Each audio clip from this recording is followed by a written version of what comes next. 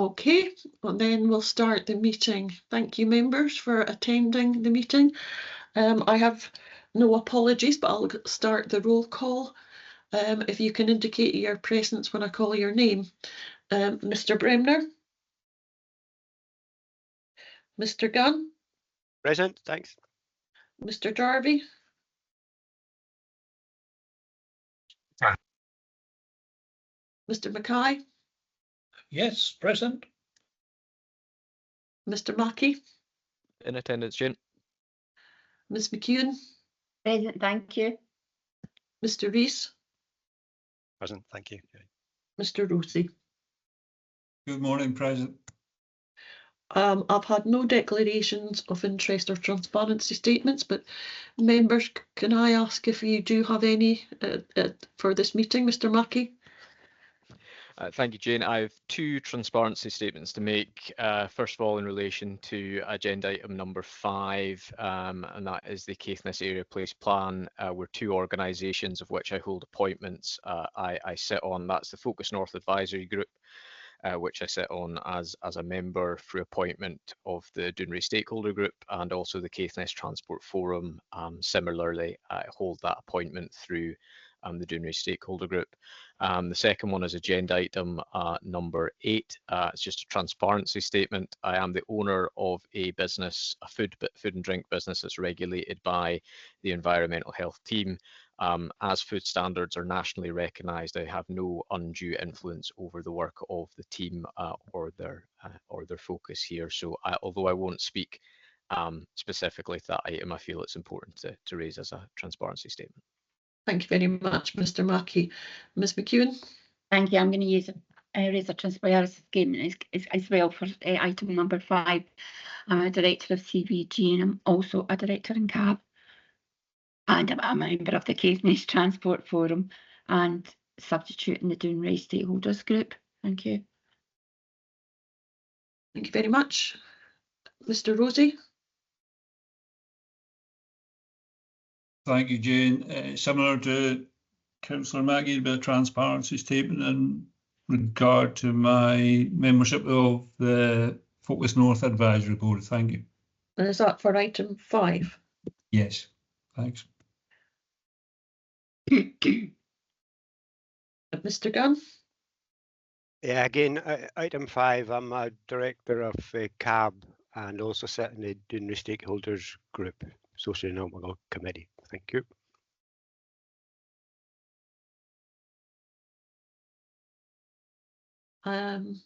Any other members? No, then I'll go on to item 3, and following the resignation from the position by Mr. Gunn. Thank you very much, Mr. Gunn, for taking the chair at previous meetings. Can I call for nominations to the post of chair of the Caithness Area Committee? Mr. Rees? Yeah, good morning, Jane. I'd like to propose Councillor Jarvie to that post, please, and I look for a seconder. I'll second that, Jane.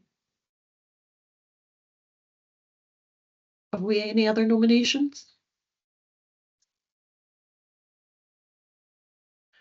Mr. Jarvie? Thank you, Jane. I'd like to propose Carl Rosey as joint chair in that role. So it'd be 2 joint chairs. Have you got a seconder, Mr. Jarvie? I'll second that, Jane. Councillor McEwen, you've already nominated right, Mr. okay. Jarvie, so Sorry, Jane. no, that's okay. Anybody else? I'll second the proposal, Jane.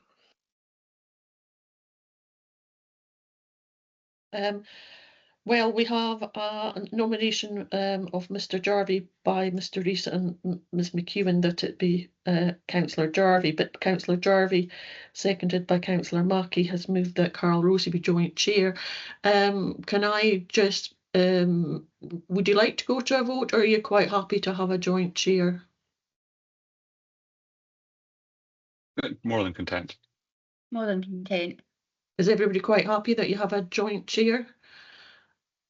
So we'll have that Mr. Jarvie and Mr. Rosie will be joint chair. You might want to discuss how you're going to go forward chairing meetings. Do you want to do it meeting about, or do you want to do 6 months or a year? Yeah, so on that, the reason you've gone for joint chairs, that actually there's, when it comes to this committee, there's as much, if not more, to be done outwards and in between in the communities and taking them along in the plans that we have.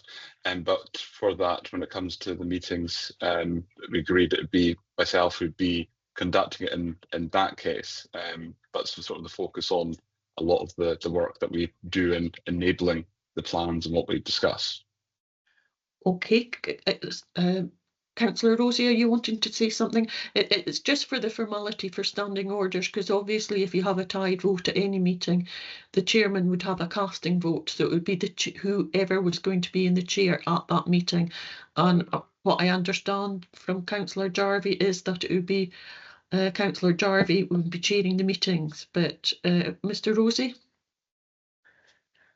Thank you, Jane. Probably important to put some context around. It's quite an unusual circumstance, I think, to have joint chairs. Normally, I would be of a mind, I think, when you're at the beginning of a term, a 5-year council term, I think it would make absolute sense to have, a conventional arrangement with one councillor as chair. I think in a 5-year term, you've got a significant period of time to consider and develop policies and work with colleagues. I do think that, given the fact that we've got 2 years remaining in this term, it would make absolute sense for having a joint chair situation. So I'm quite content in the circumstances we have now to just to follow this opportunity. So thank you, colleagues, and look forward to working with Councillor Jarvie and everyone else.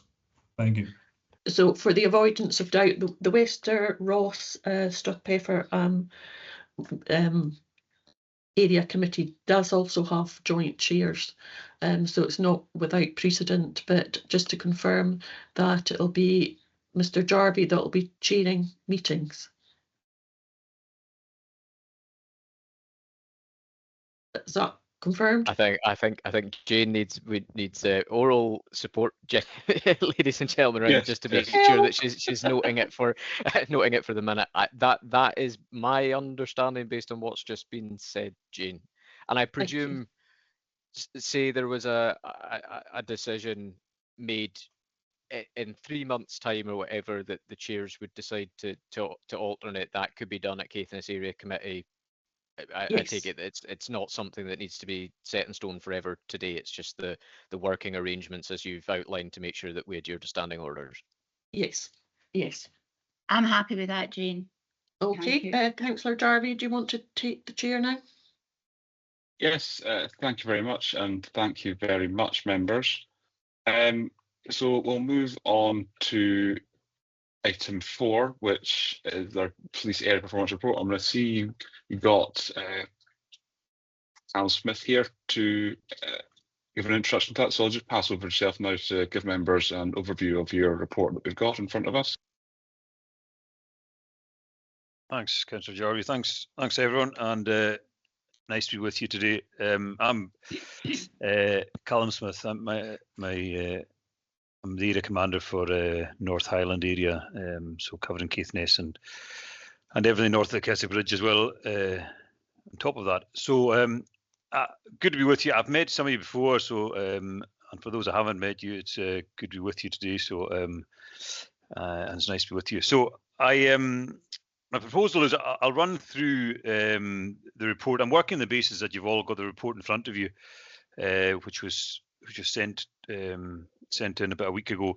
The reporting period, it's a nice, neat reporting period, if you want to put it like that. So it's 1st of April 2024 to the 31st of March 2025. So we've got a good, a full accounting period there. I found full year accounting period there. So yeah, so it's a good kind of gives us a good flavour for what's happening now, and we can kind of correlated back to the previous years quite easily. The introduction I've got in there on page number 2, it's pretty standard, and most of the stuff as I've mentioned on there, I'll come on to naturally anyway, so I'm not going to touch on it. Well, I would just mention again, and it's effectively a health warning, if you pardon the pun, but COVID does still feature in the years 2021, 22 particularly. So it's in the 5-year average. When we're looking at that, the COVID period was still a factor there. We're thankfully coming further and further away from that. So, but it is just to bear that in mind when we talk about the 5-year average in particular.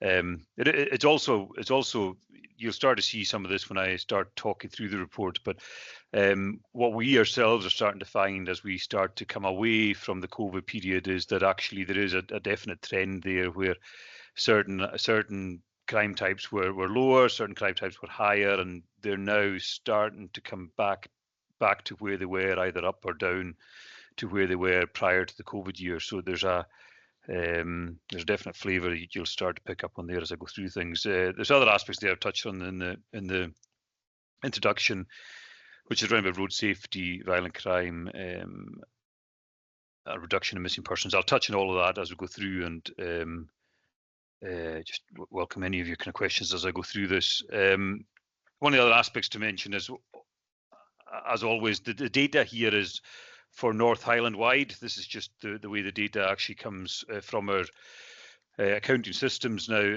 data and recording systems. I will give a Caithness flavour to this as and where I can. So I'll give as much as a localised flavour as I possibly can, in particular around about the areas that you yourselves have made us aware of that are key areas that are causing your constituents concerns. So yeah, so that's that. So going through the report, page number 3 there just outlines the local policing priorities. They are, as you will be well aware, they're set partly by ourselves, partly by our crime statistics analysis, partly by public engagement, and they're set every 3 years. So it'll come round again where you will the next, actually I think the next period is actually underway already for the next 3-year cycle. So but the priorities there, they're still very much, they cover everything that is absolutely relevant to all of us living in the North Highland area, and touch very much on what we as police need to be focusing on. So so I'll go straight into page number 4 there, road safety and road crime. It goes without saying, and I'm just saying this at the very beginning, it goes without saying we work hand in hand with our Highland Council colleagues and road safety officers in the Highland Council. We work hand in hand with the Safety Camera Partnership Unit, and also then take your own input, which I'll kind of just to point you towards that in a minute. I'll come on to some kind of work that we've been doing locally in Caithness.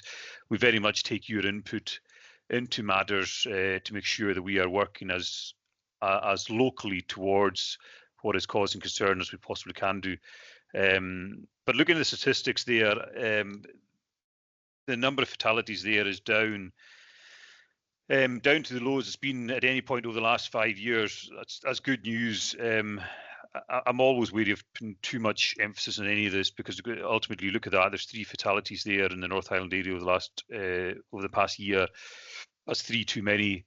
And as much as that's good, 2 accidents can take, the 5-year average and the 3-year average is sitting at 8.6 and 8.3 respectively. You could have 2 accidents that could take 8 lives quite easily. So it's tragic anytime these things happen. We aim for nil all the time there. But a lot of the work that I'm going to touch on as I go through the road safety section highlights the sheer effort that goes into minimising the possibility of any deaths on the roads. I suppose if you were to take I don't mean if you take this too literally, but you'll get my point when I say this. When I come on to the section of violent crime, there's no murders, for example, in the North Highland area in the last year, which is excellent news. But arguably, it just shows you that actually the roads are, to some extent, where you could actually, there's a greater chance where there's greater risk in terms of actually being resulting in a fatality than there is of violent crime in the North Highland area. So for that reason, you'll see as I come further into the report, road safety, road policing is is probably the single biggest area that we put proactive work into across the whole Caithness area and the whole of North Highland area across the whole year. So that's where we're at in terms of fatalities. Drink and drug driving offences, we've got so we've got a slight reduction there in the previous years. There were 253 offences of drink and drug driving recorded for the past year.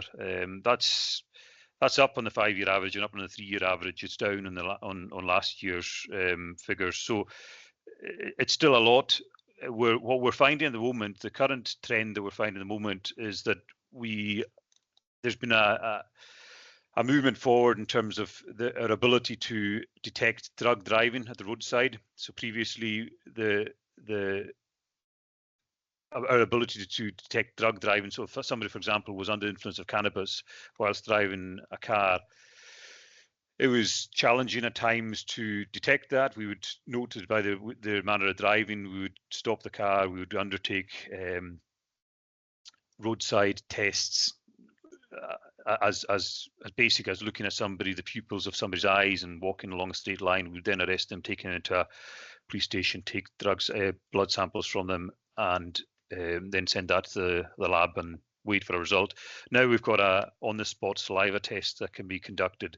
That's starting to throw up, if I'm being frankly honest with you, quite disturbing amount of cases that we're finding where people are driving under influence of drugs.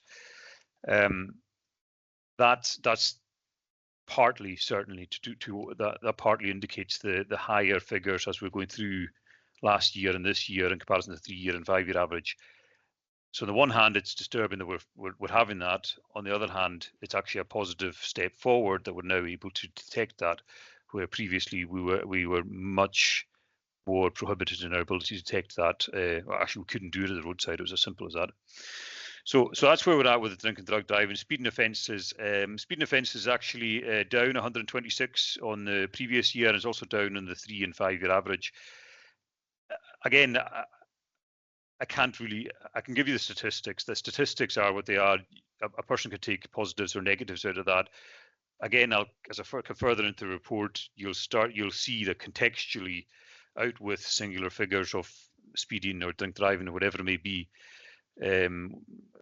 one of our largest singular focuses in terms of priorities is road policing as a whole. So that's where we're at. If you then look at the bar graph beneath that, drink and drug driving, one of the area concerns is the North Highland area as a whole has consistently higher proportion of drug driving offences detected than the Inverness area, for example, and the South Highland area, which is the other mainland area of the N Division Police Scotland area. So South Highland being everything south of Inverness, around Lochaber, taking in Nairnshire as well.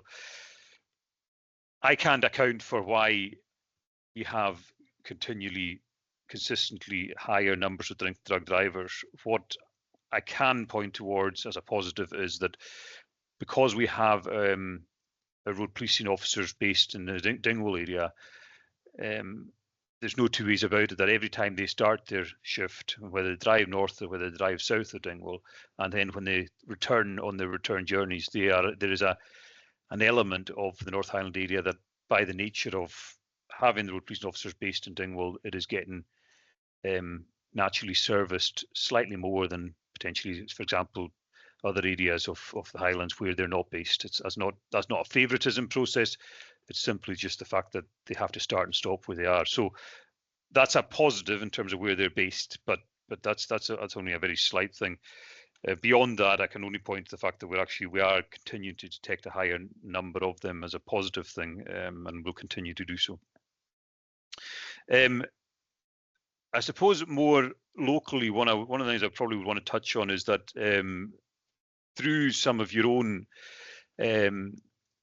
engagement with ourselves, particularly with Inspector Kay McRae, and through some of the members of the public, we've obviously been made aware of some of the concerns of your constituents around about racer, so boy and girl racer type incidents in the Thurso, Halkirk and wider Caithness area, but particularly Thurso and Halkirk. We have put a significant effort into that. So in the 3 months towards the end of last year, I'll just go through giving some figures which will give you a real flavour for the amount of effort that we put into this. So there's 44 insurance stroke document offences. So that could be MOT failures, that could be driving licence issues, whatever it may be. 44 insurance stroke document offences have been detected. That also includes, in that 44, there's construction and use offences. Construction and use offences are what we would class as so light offences.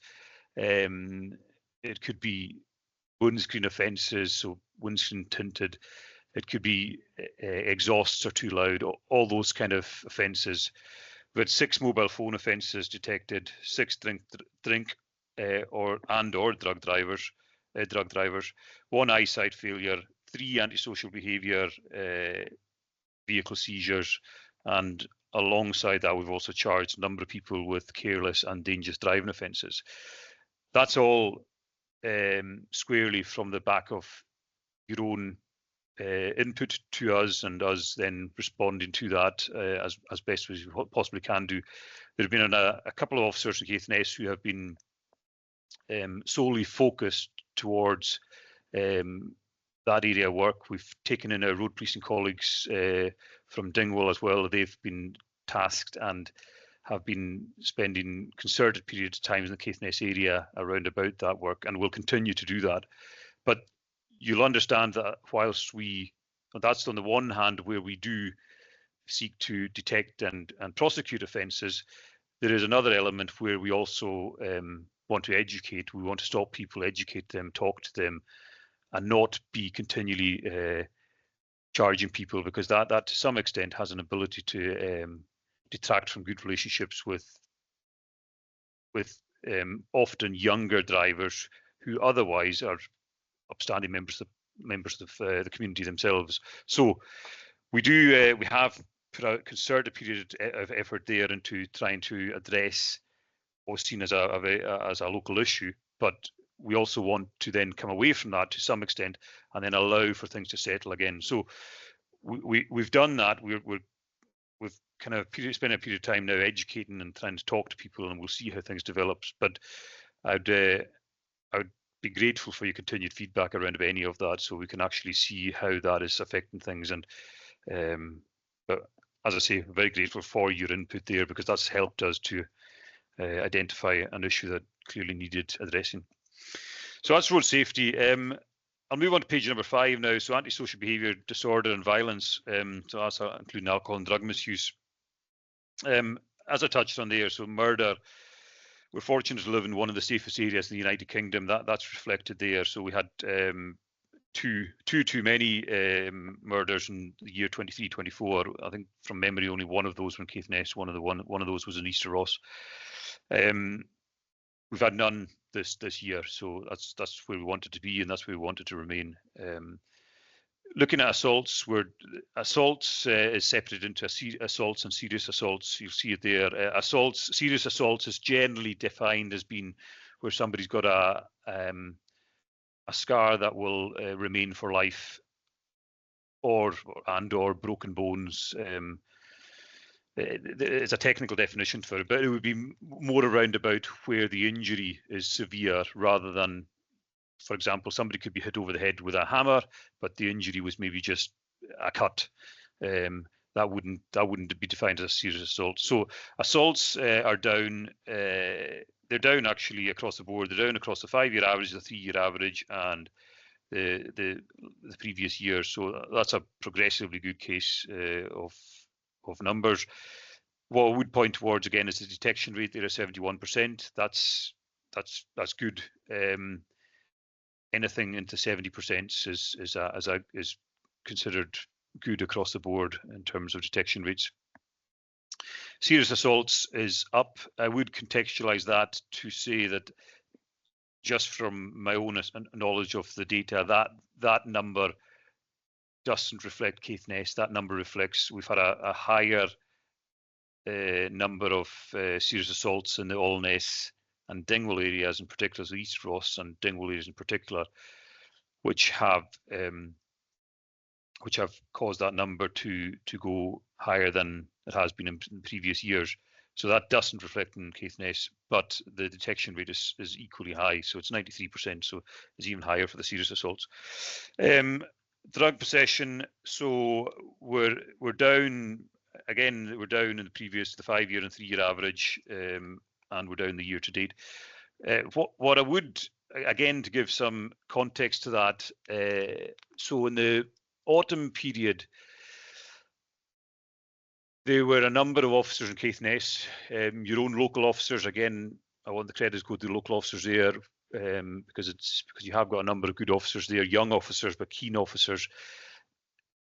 There was a group of officers in Caithness who put a concerted period of effort into targeting local individuals who are involved in the drug supply chain in Caithness, and over the course of probably about 3 months, so in the autumn period, there were tens of thousands of pounds worth of drugs taken out of Caithness by your own local officers. That was a singular drive by them, supported by the wider intelligence ability of Police Scotland, and but all the work was actually concentrated by your own local officers. There was some exceptional seizures. One in particular, there was over £40,000 worth of drugs in one warrant. But that work was conducted. That had we know that had an impact into the local drug scene in Caithness.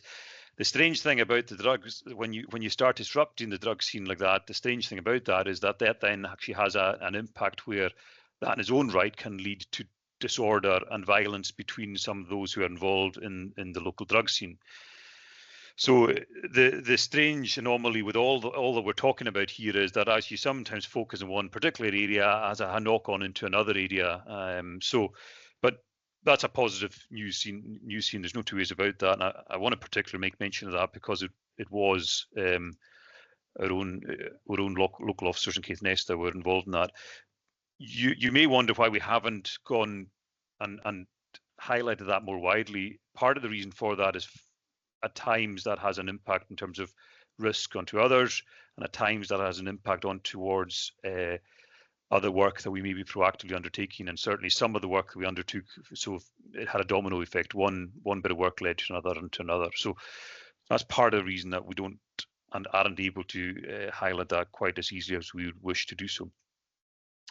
I would probably just, you'll see there in the commentary there about the harm prevention officer. I would probably just want to highlight that to yourselves as councillors, partly because I think it's important that you're aware of that, and partly because you may at times come into discussions where that is mentioned, and I would welcome your supportive comments around about that anytime you have the opportunity for the reasons I'm about to mention. So the harm prevention officer we have is based in Inverness, but covers the whole Highlands and Islands, or the whole Highland area, sorry. The harm prevention officer, he is funded. He's funded through the NHS Highland, through the Highland Alcohol and Drug Partnership, of which we are part of. That work involves, so every day that we are dealing with 24 hours worth of crime, the harm prevention officer reviews all areas that we're working in, and looks for particular individuals who are vulnerable, or who are either vulnerable to exploitation or vulnerable to becoming significant harm to themselves as a result of their alcohol or drug inducement. That officer will then start to look to engage with these individuals on a singular basis and on a multi-agency basis. The whole principle of it being that we want to try and remove that person from the situation that they're in, where they're continually in the cycle of harm towards themselves and harm towards others. So that's a particular area of work that has a real impact, and a particular area of work, I suppose, to some extent, if that was multiplied 20 times over, you can only imagine the good work that could be done around about trying to stem the amount of people who are actually falling victim of drug and alcohol and substance misuse, and then as a result of that committing the crime themselves.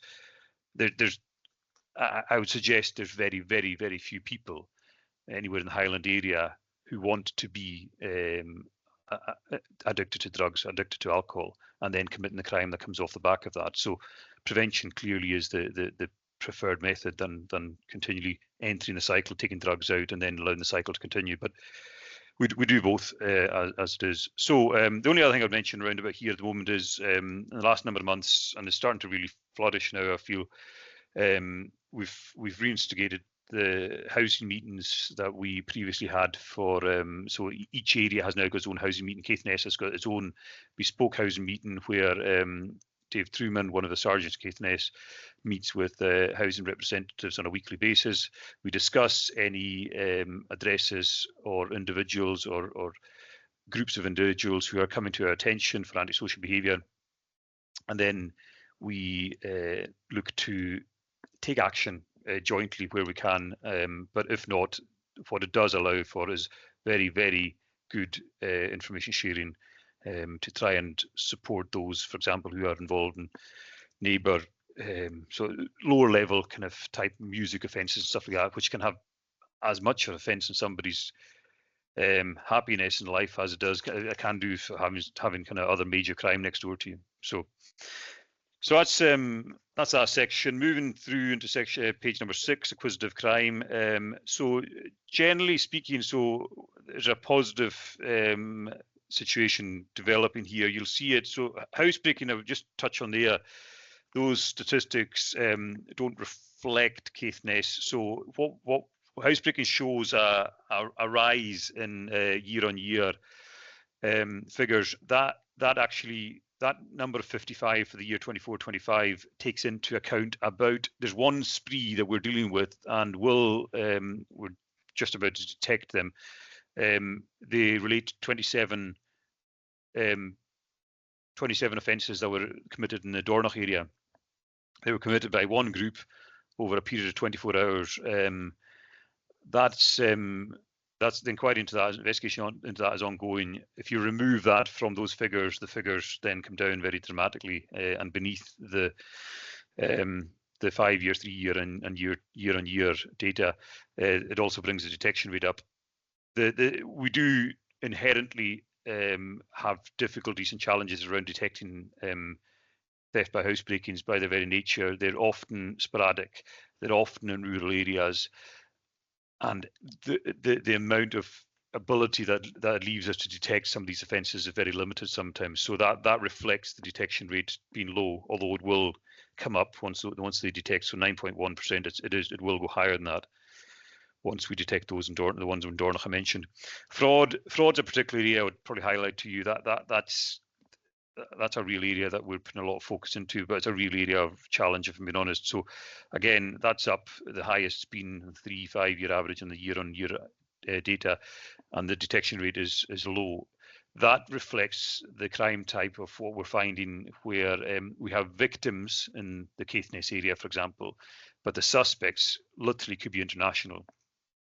So we're having the other thing that we're finding there is that the particular crime type is crimes that leave the victim uncomfortable to report the crime they've been victim of. So, for example, romance type frauds. So what we'll find is somebody will be online. Often it will be an unfortunately vulnerable person anyway. Often it can be somebody quite elderly, to be honest. And they will go online. Their use of the internet may not be as good as it would be for somebody who's very young and using the internet very often. And they'll go online, they'll meet somebody online, start chatting to somebody online, and somebody will then start to instigate a kind of romance online, and then will ultimately start to defraud them over a period of time, sometimes to the cost of tens of thousands of pounds. That person, once they realise they become a victim, is devastated, their life is devastated, they're embarrassed, and they don't want to be coming to report it to anyone. It has real impacts on them and real impact on their health and everything. So that's one example of what we're dealing with in terms of frauds. We're generally not seeing a situation where localized frauds are becoming an issue. The most obvious localized frauds we deal with, and sometimes it can veer into civil matters as well, is where we've got traveling salesmen, traveling people providing work and then at substandard service and so on and so forth. So that's a kind of fraud situation. Theft by shoplifting and theft of motor vehicle. What we're finding there is, that's what I touched on at the beginning, where we're finding things. We hope things are peaked. So if you looked at 23-24, there was a rise from the 5-year average to the 3-year average to the last year, and now it seems to have come down this year to what it was in the 3-year average. We are looking at a lot of the other trending data. Our understanding, as much as we can work out at the moment, is that reflects some of the COVID factor and also some of the cost of living crisis. We definitely saw a rise in theft by shoplifting last year, and we can only really put that down to some of what was happening around about inflation and other aspects, because there was no other obvious reason for that to happen. The commentary at the bottom touches on banking protocol, which I've just touched on there, about some of the work we do around about some of the frauds, and parcel scam fraud is the same. Rural Watch is again some of what the work we try and do around about theft by housebreaking, to try and address some of the concerns there. So ruralwatchscotland.co.uk is on there. Anyone can sign up to that. It allows for messaging between anybody in rural areas, so they can have a better understanding of what's happening. Page number 7, protecting vulnerable people. So I'll touch on rape, and then I'll come on to the domestic crime, hate crime after that, just because there's a lot of blacked out boxes there. I'll just try and get a bit of understanding as what the situation there is. So rape crime, what we're finding across the whole of Scotland, to be honest, is, and the data reflects this, is so we've got 64 reported rapes in the North Highland area. I don't have the bespoke figures for Caithness, but we've got 64 for the whole North Highland area. That's up on every metric that we've got there.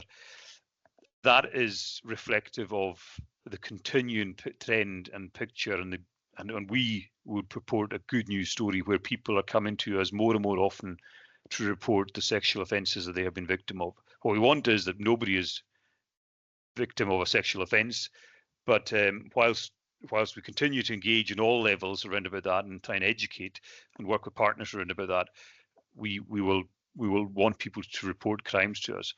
The detection rate there is 26.7%. That's lower than I would expect it to be, but that at times reflects when things are reported, and sometimes the nature of investigations around a rape investigation can take months and months, and so sometimes you actually have months before the detection rate will catch up. So, but there's a massive amount of work we do around about sexual violence, sexual crime, both in the Caithness area and the wider area. Domestic crime. So, just to explain the blacked out boxes there, we have the way it's effectively a system change in the police. We previously got our data from one system. We now get our data from another system. Because of that change of systems, any reflection on the previous years would give a potentially false reflection. So that's the reason for that. That will become better. So, for example, next year, this coming year, the data will be better. The detection rate for domestic abuse is high. That's above average in terms of Scotland wide. It's 65% there. Hate crime, again, that's more reflective of, that's not a system change. That's to do with the law change. So 1st of April last year, obviously the hate crime bill came into, was enacted. What that meant was there are now protected characteristics, age being one of them, for example, where previously that wouldn't have been recorded as a hate crime. Now it is recorded as a hate crime. As a result of that, we can't give, at this point, we can't give year-on-year metrics that can be measured against what we've got this year.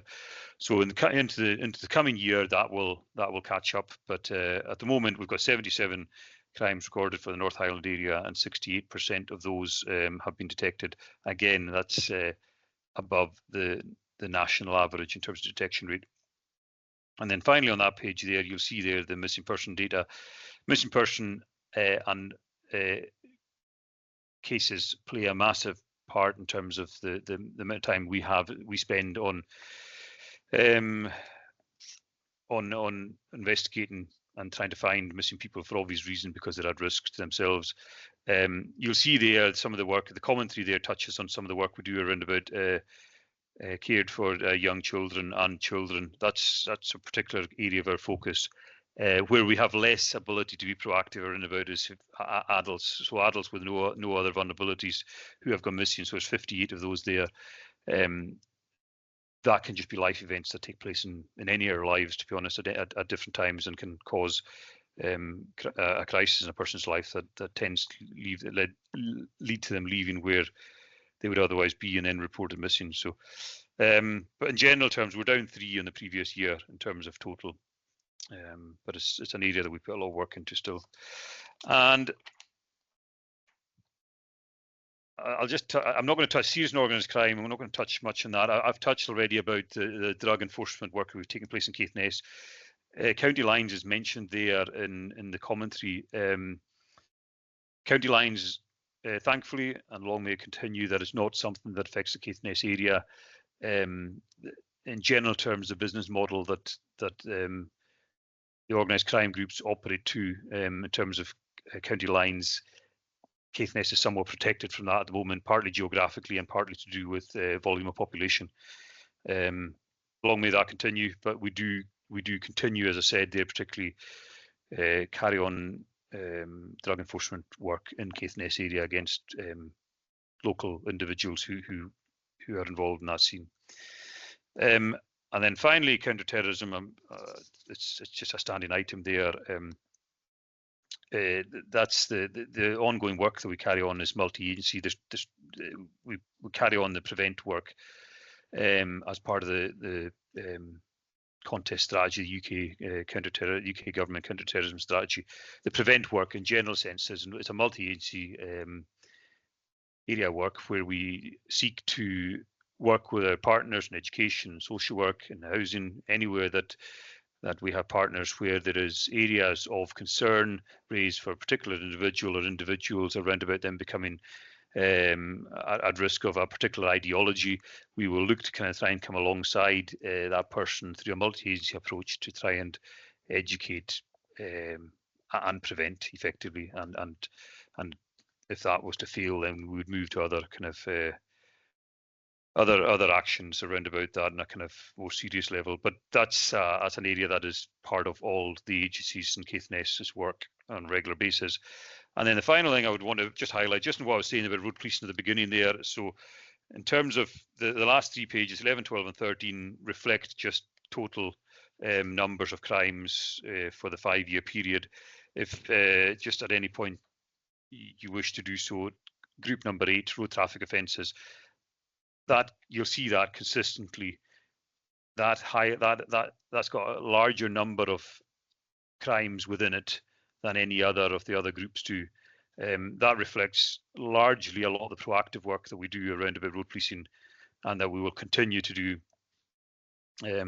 because of the risk it presents and because of your own input and your constituents' input. I think that's me. Thanks. Thank you very much for your report there. Just one question from myself just to start. Obviously I'm aware that a lot of statistics come down to how they're measured in categories.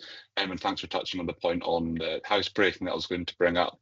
But the first one I have is just on page 7, we're just on the missing persons.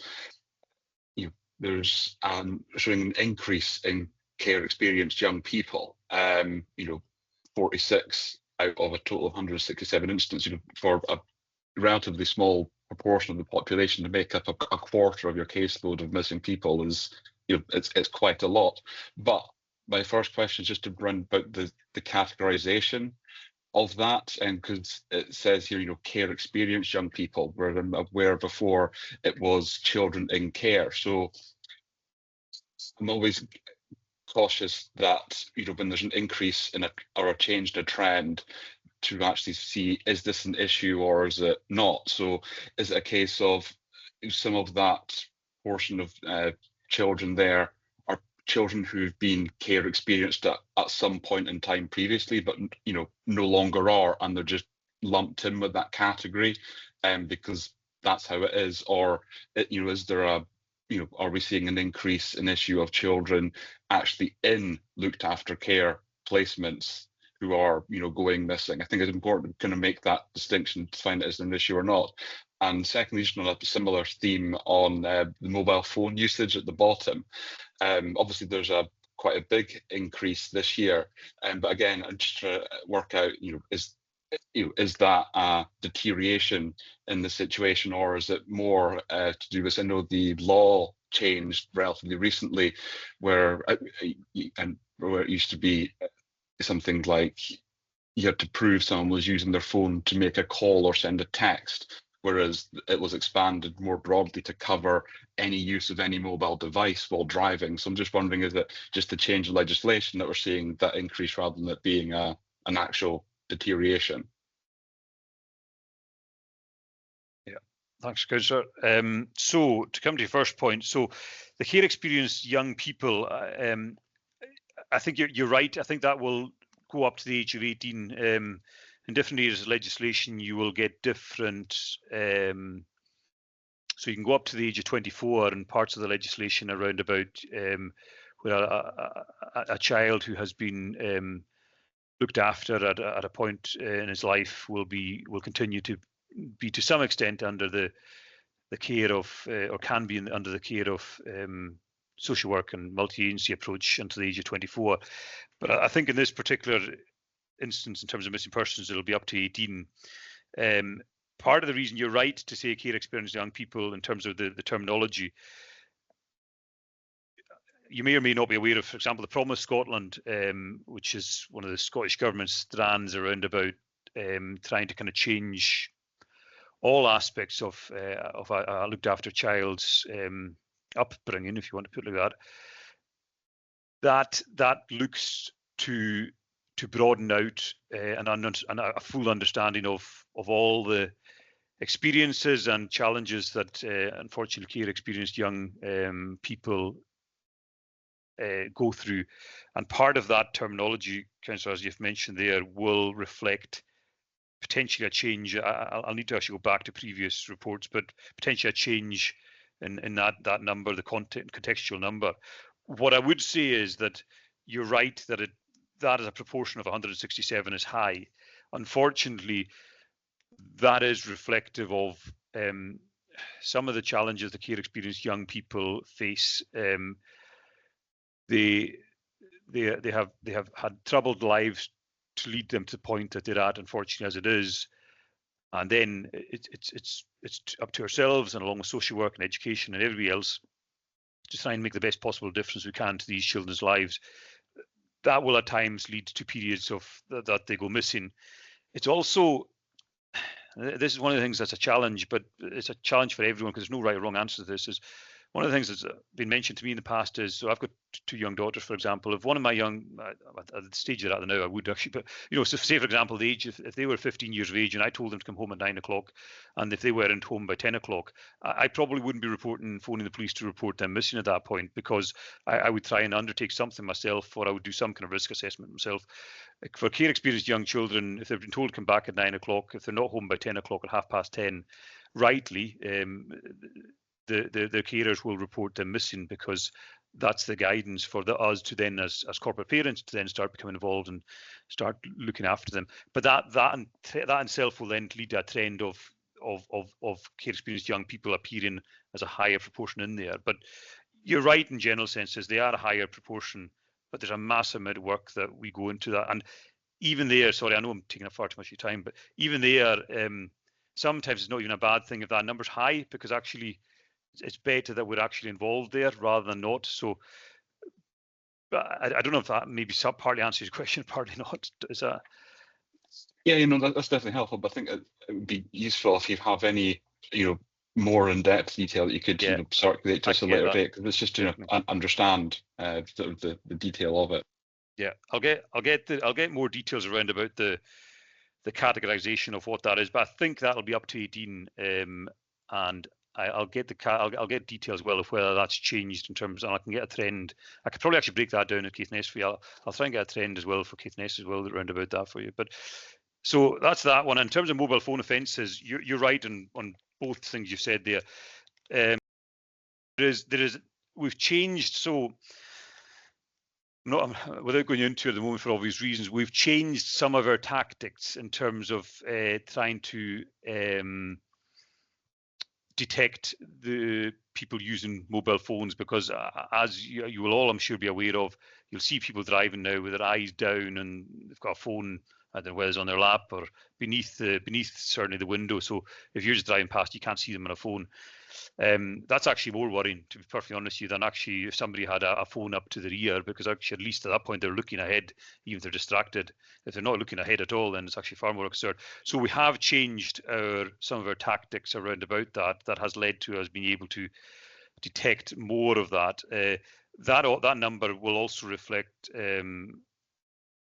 but it is a general increasing number when you actually look at it on the whole. But it also can reflect times, particular weeks where we will have proactive work around about that, and I know that we do. Our road policing colleagues in particular, some of these new tactics they've got, they are using those over particular weeks to try and detect that. So I suspect that is partly leading towards that higher reported figures now. Fantastic, thanks very much. So we've got 4 hands up to start off with, so I'll go to Councillor Rosie first. Thank you. Good morning, Callum. Thanks for your presentation. It's very sobering, isn't it? But it's a real reflection of modern life as we experience it. But there's a lot to take encouragement from it. If you don't mind, I want to focus on one particular point when you touched on drugs and county lines, and you quite rightly, you spoke about unintended risks and what actions that we take. I recently returned to participate in the Caithness Drug and Alcohol Forum. I had a break for several years, and a really good organisation. But what I encountered was a bit of volunteer fatigue, and you're trying to re-engage and bolster their efforts. But so I was interested in the comments you made about a harm prevention officer, but it's a wee bit concerning that there's one, because I know previously we actually had a dedicated one in Caithness, and that was during the time previous involvement at CDAF, and it was such a useful link and a positive link, for building on events after possible arrests and whatnot. But do you mind if I just ask you something about county lines? Because one of the things I was able to attend one of the sessions at Inverness HQ. Part of the reason was to inform myself. I felt that I'd lost touch of what was going on, and boy, it certainly brought me up to speed on what was going on. But I wonder, is there a place for taking those type of presentations directly in the communities? I accept the points you made about Caithness. I think right now we're in a different place, but I think the broader understanding of what the potential could be, I think that's a lot more useful. But I think too, as always, you mentioned education several times. I think we're in quite a fortunate position now to address many of the topics that you covered this morning, and that we've got, we're looking at Zone 8 and Ward 2. We've got investment for a new type of community in Thurso, So I think for me, I was logging the fact that we absolutely need to recognise a role that, positive policing that you're speaking about is included in that, because it'll be so useful in many ways. But if you don't mind, just your thoughts on county lines. And I absolutely get the point you make about No, worst elements not existing, but I just wonder what the value would be in taking it in the community here. So thanks again, Callum. Thanks, Councillor. So I wasn't at the meeting it was 2 weeks ago, last week. So Kay was obviously the community council meeting where all the community councils were present, and they mentioned, similar to what you said, Councillor, and I spoke to Kay about this afterwards. So I would be all for massively for actually having inputs into community councils. I think what has to be what's important though is that it's a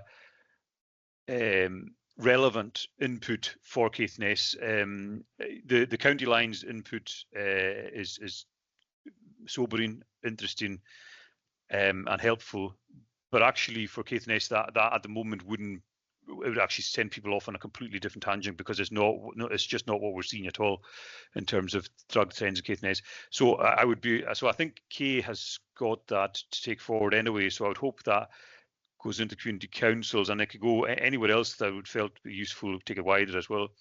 The only other thing that I was going to mention there, you mentioned there about the Caithness Alcohol and Drug Forum, and there was previous. Might be worthwhile taking that off table and another discussion around about that, because I'm aware of what you're talking about. The previous officer was involved in that, and he was then taken away. That was again, he was redeployed. I think if there is, if there's links that need to be made, so for example, the housing side of things, since I came into post, we re-established the housing links because I felt they were vital. I still feel they're vital. If there is links that can be made better, so for example, you mentioned there about kind of fatigue and amongst some of the volunteers, if it would help to have, for example, police officer attendance or whatever it may be, I'd be more than happy to explore that and look to see what we can do around about that, because it's actually making these links that actually then it helps everyone, helps us, it helps the community, it helps those who are doing so much good volunteer work. So I'd be delighted to kind of look at exploring that. Thanks. Thank you. Councillor Mackay. Thank you, Chair, and congratulations on your elevation this morning.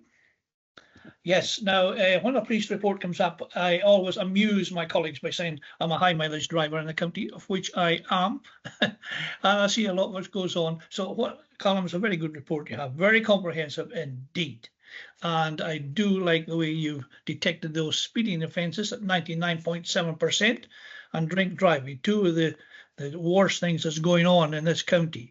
But Callum, I see a lot of what's going on in Caithness and Sutherland, and driver behaviour is changing very, very fast indeed. And you just can't help it, because, for example, let me give you an example, Callum. You go through a town and you're going to be subject to 4 different speed limits. You could be doing 20 in the next few hundred yards, you could be doing 30, then you could be doing 40, then you could be back to 20. It's very mixed, which is unfortunate, but it leads to frustration among the drivers and road rage, which I do not like, Callum. Road rage is everywhere because the person driving the car thinks he knows better or she knows better. So I'm more or less commenting, Callum, if it's any good to you. But what I do like about most vehicles nowadays is that they can tell you, the vehicle, exactly what you should be doing, and they'll remind you if you go over the speed limit. I've got one myself. However, Callum, moving on, I'm out in the country quite a lot in rural Caithness, and I would like to see more people get involved in the rural watch, because there is a lot of risk takers out there, thieves going around, opportunists going around. So I would like to see our community being more vigilant and joining the neighbour watch schemes which you have set up, being access to the crime alerts, and join the rural watch website, which is very, very important indeed to make Caithness a very nice place to live in. So thank you for your report, Callum. It's very good indeed, and thank you very much. And thank you, Chair. Thank you, Councillor. I think thanks very much. I think one of the things that I haven't touched on that actually has changed some of how we're able to be effective in road policing in investigation and detection now is dash cams. Dash cams has had a real impact. I mean, it's actually, I mean, I'll tell you, some of the dash cam footage is really sobering, really sobering. So it's so that's been helpful, and it helps in terms of road rage incidents as well, Councillor, just as you mentioned. So yeah, thanks. Thank you. I've got Councillor McEwen next. Thank you, Callum, for that report. Councillor Mackay has actually touched on a couple of things I was going to touch on, and it was the Rural Watch as well, and we should all be joining it.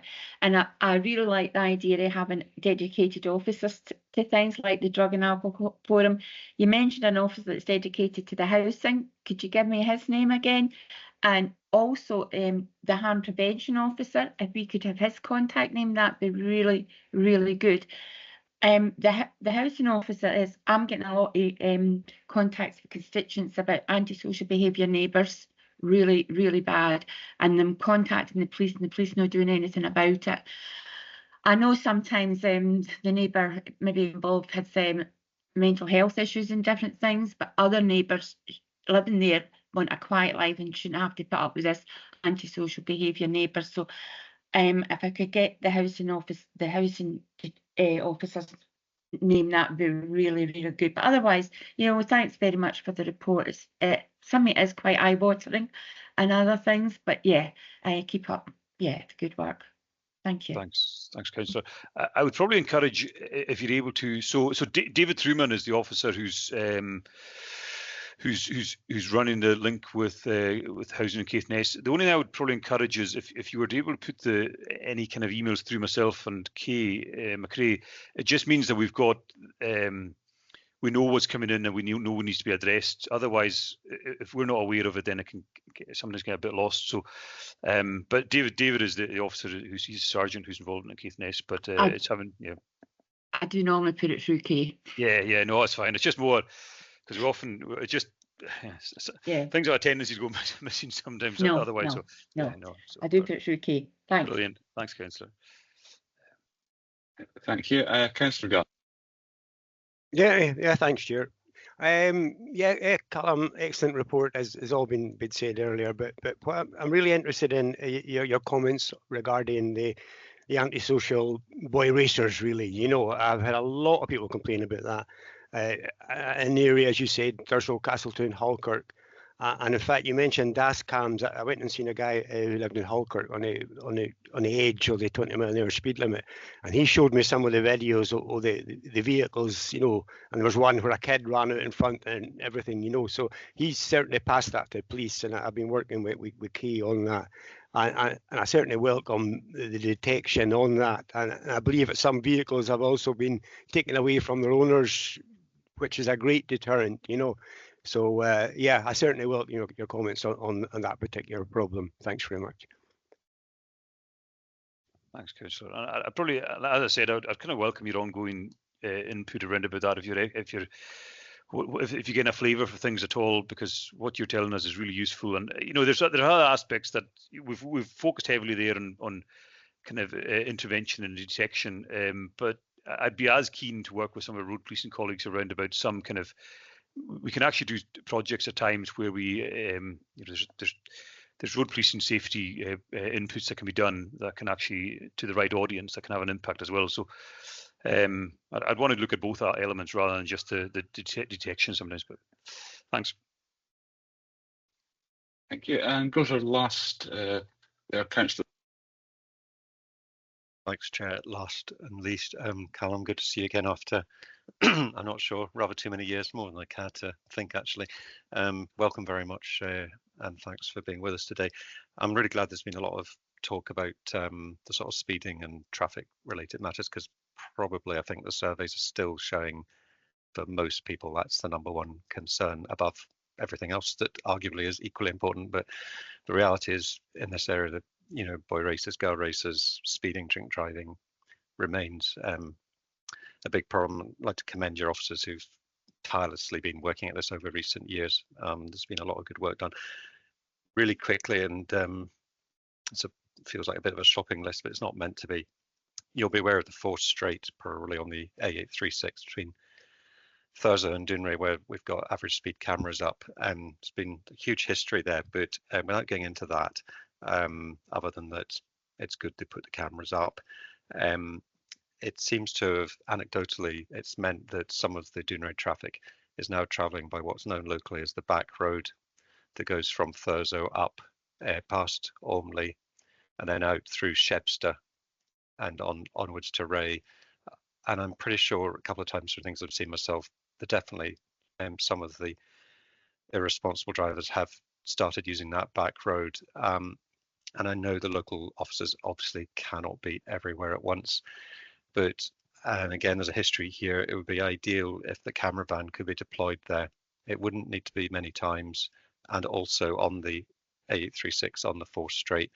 And I know there's a huge problem, which years ago I've looked into closely, and the camera van, in my view, wrongly is limited. They don't have a lot of flexibility in where they can deploy. But the last time I checked with Mr. Dunyan, the manager, I think he said that 5% of his time they could deploy to kind of extra sites, if you like. And I'm absolutely convinced if it occasionally appeared on the 4th Straight and on the back road, I think it would have a big deterrent effect for that minority who are traveling at ridiculous speeds. It actually wouldn't matter whether or not they didn't catch many people. It's the deterrent effect, which improves the road safety, is what really counts. And it may not be the case now, but years ago when I asked about this, I was explaining that the traffic to Vulcan and Dunray, sort of round about 7:20, 7:30 in the morning, it's going through that area. And I was told, and it may not be correct any longer, that there was no money available for the van to come up the night before and for the operator to be paid overnight expenses to stay in Thurso in order to be out really early in the morning. That's just a small thing, but if you could crack that nut, it would be fantastic. I was going to ask too about the discrepancy between the number of detections for speeding offences and drink driving, especially between the South Highland Division and the North. I've racked my brains on it. I can't really work out why that might be, but it's definitely a case. I think we have to be so careful, as I think Councillor Rosie said about, or somebody said about interpreting figures. The reality is that every drink and drug driver that's detected is one more off the road, and that improves road safety for the vast majority of the law-abiding public. So commend your efforts there. Again, some years ago, I suggested even if we could have 2 or 3 road policing officers actually based in Caithness, it would help this area tremendously, not just in terms of enforcement, but going into the schools, speaking at community council meetings. If you had 2 or 3 really committed officers, they could have a disproportionately, hugely beneficial effect. And it was not back at the highest levels, but I actually think the argument is there with the figures that you've talked about this morning, to perhaps just to reconsider that. I'd be delighted if it happened. And then very quickly, non-trafficky stuff. I just wanted to ask you about your thoughts on the general approach to shoplifting.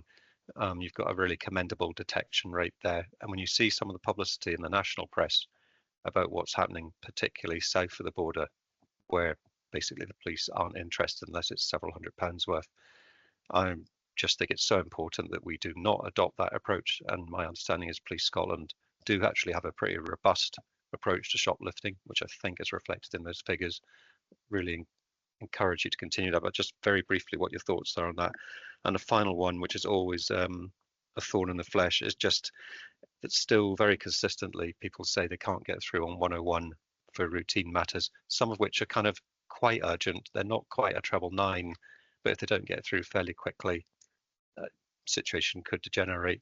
I'm not asking for a lot, Callum, but just very brief thoughts on the shoplifting and 101 and anything else I've said, but please don't feel obliged to say a lot, unlike me. Thank you. Thanks, Councillor, and good to see you again. So I'll just start. So the 101 picture, I'll feed that into the national side of things. That my understanding is that has there's obviously been kind of times where that hasn't been as good as it should be. My understanding is that actually had improved of late, but I'll speak to my colleagues in the control room and I'll feed that into them. And thank you. In terms of shoplifting, you're absolutely right. So we don't take so if somebody reports a shoplifting, we investigate it. Particularly, for example, in Caithness, that's virtually always happens. And it's not even a case that we don't investigate it. If somebody reports a shoplifting, so for example, I'm kind of making this up on the hop, but for example, somebody's walked in, stolen it doesn't actually matter the value of it. The value's got nothing to do with it. But stolen something from a shop, but the shopkeeper doesn't know when it was, who it was, or it's just a stock check that's realised that something like that we would proportionately conclude, just because actually there's physically nothing we can do that. Actually, we don't have a starting point. Absolutely. But actually, we do investigate them all. One of the other aspects that we do heavily, prevention and interventions officers, they do a significant amount of work with shopkeepers and businesses to try and encourage ways of deterring shoplifting in the first instance. That, if I'm being honest, that sometimes can run into a bit of difficulty between the business's preparation to run some level of a loss, because they may want to organise their shop in a particular way which has the best impact for their own financial considerations. That might not then sit well with our desire for some change to be brought in to stop theft by shopliftings. But we continue to do that work. But in general cases, we absolutely continue to see a good picture there. And the only other thing I was going to mention in terms of what you mentioned there, I'll take a task in a way. I'll speak to Kay around about the back road there that you mentioned. I was aware of. We were generally aware of that anyway. I think there's been some of the so when the average cameras were there last year, it didn't show a picture of what maybe would have been expected to have been shown had the cameras not been there, if you want to put it like that. And that kind of maybe paints his own picture in terms of moving the problem elsewhere, just as you've touched on, Councillor. So and just very finally, you've touched on it there yourself, the drink the drug drive. I mean, and this is the thing that I say with all these statistics, and I would kind of always, I think the key thing, statistics we read anyway, to some extent, a person wants them to read.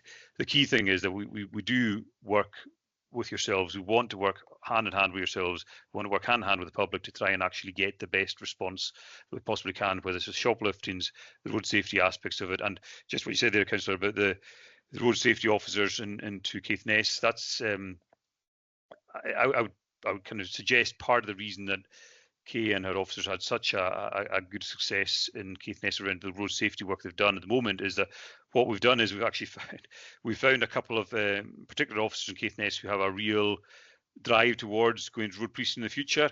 We've then taken up road policing officers and paired them up continually with them. That's effectively what's had that real impact, along with other officers doing the work as and where they can as well. So we've kind of had the best of both worlds there, but in particular that education bit is where I would kind of want to kind of reach into our colleagues in road policing and kind of do a bit of work around about there. But but thanks. Okay. Thank you very much. Good luck with the camera van thing. I just think if you can get it in, definitely. If you can get it into the villages next to schools and things, and as well as on that bit at the Force Strait, it would just be people would be delighted. I know it's difficult, and I know it's not directly controlled by Police Scotland, but good luck and thank you very much, Callum. Perfect, thank you. I'll take it away as well. Sorry, I forgot to mention that. Perfect. That's thank you. Cheers. Thanks. Thank you. Fantastic. Well, thank you very much, Chief Inspector, for your time this morning, and as well your detailed answers for what sits behind the data and helps understand that. And that's the real important part. So really, thank you very much for your time this morning, and see you again soon, hopefully. Members, so we now move on to item 5. That's our Caithness area plan. It's quite a meaty document we've got in front of us here. So I'll just hand over to Phil first of all, who understands bringing this report forward.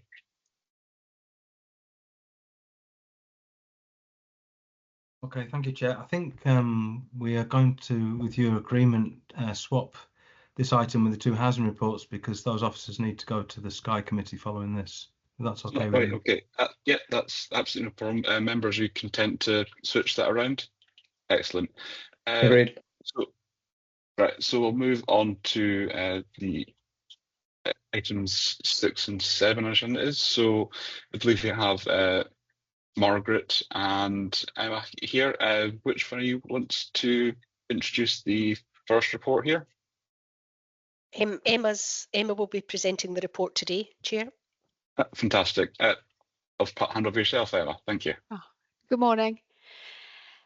So today I am introducing the report, the Housing Management Performance Report for the period 1st of April 2024 to the 31st of March 2025. Members are asked to note the contents. The key performance information is based on recommendations from the Scottish Housing Regulator, and the figures for arrears, ASB and allocations are cumulative in accordance with the Scottish Housing Charter's recommendations. In terms of the tables, if I refer to table 1, which is 6.2, rent arrears are holding steady. There was an increase in the previous quarter 3, and they're holding steady into quarter 4. This is, I think, in part due to the impact of the migration from the DWP migration from people from legacy benefits and ESA into universal credit, which is having an impact because it's leaving an arrear of about a month of rent from the get-go. So the team's working very hard to address that with early intervention contacts, discussing people's options, and looking at ways we can bring rent accounts up to date. Table 2, gross rent arrears. Again, that's showing a slight uptick because this includes all the arrears, current, former and written off, and the uptick again will be the impact of the migration, but we're still below the Highland wide figure, so we're still performing in that area. Bringing your attention to table 3, value of current rent arrears in bands. We're showing low numbers at the higher arrears figures, which again reflects the work the team are doing to keep on top of that. Moving on to table 4, rent actions. This is not cumulative, so these are notice of proceedings issued, court actions and evictions, and again in quarter 4 there were no evictions, which is a reflection of the commitment that we have to try and avoid this step if at all possible. Okay, moving on to table 5. Looking at antisocial behaviour, a very difficult area to tackle. There has been an increase in the percentage of cases resolved, which again is a reflection of the hard work that everybody's doing and commitment to the area of work. But again, it is quite difficult, and there's quite a lot of ongoing work, even on cases that we've not managed to resolve, but we keep working on them. Moving on to homeless presentations. Relationship breakdown still the most significant factor in the homeless presentations, for many different reasons. There's a lot of additional pressures on households at the moment with cost of living and benefit changes, and you know, it's difficult to say exactly, but I think it is having an impact on sort of relationships and family dynamics. Table 7, which is time spent in temporary accommodation. This is a Highland wide figure, but it's holding steady and has been stable for a period of time. Table 8 shows the homeless household property types, and at the moment there's a highest need for 1-bedroom properties, which reflects the relationship breakdown, I think, as a reason. Okay, and then moving on to table 9, allocations. So the number of lets has significantly reduced from quarter 4 last year, from 244 to 174. I think it's maybe too early, and there's not enough data to kind of make any sort of draw any massive conclusions from that. But one thing could be that people's ability to move or desire to move is impacted by their financial circumstances. We're also doing quite a lot of work on tenancy sustainment and things like that. So So that was that. But in terms of the percentage of lets to each group, the percentage is roughly the same proportions. Okay. Is there any questions? Yes, thank you very much for your report there. Members, does anyone have any questions there on this report? No? Well, looks like you've got a very easy day, I hope. Oh, Councillor Rosie. Yeah, Emma, thanks. Not directly related to the report, but it's absolutely clear the level of work that's ongoing between officers and constituents. So congratulate you and thank you for that. I just wanted to take the opportunity to specifically mention housing officers in regard to two rate year estate experiences that have been held recently in Ward 2, one in Castellan and one in Thurso, and it's getting to understand the follow-up work that's going on to that with your tenant participation officer. I cannot overemphasise how a reaction from community council at Castellan last week.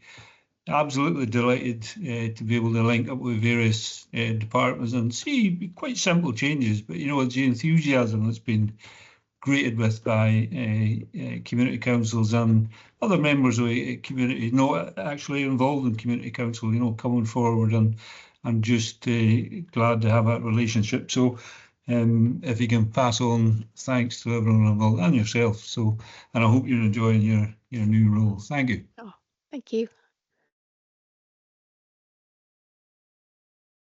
Thank you. Councillor Bremner. Good morning. Thanks, Emma. Welcome to the new job. I hope you do as well at this as your predecessor did, and I'm sure you will. My comment is really also to do with tenant participation in terms of the wholeness of the report that we have here.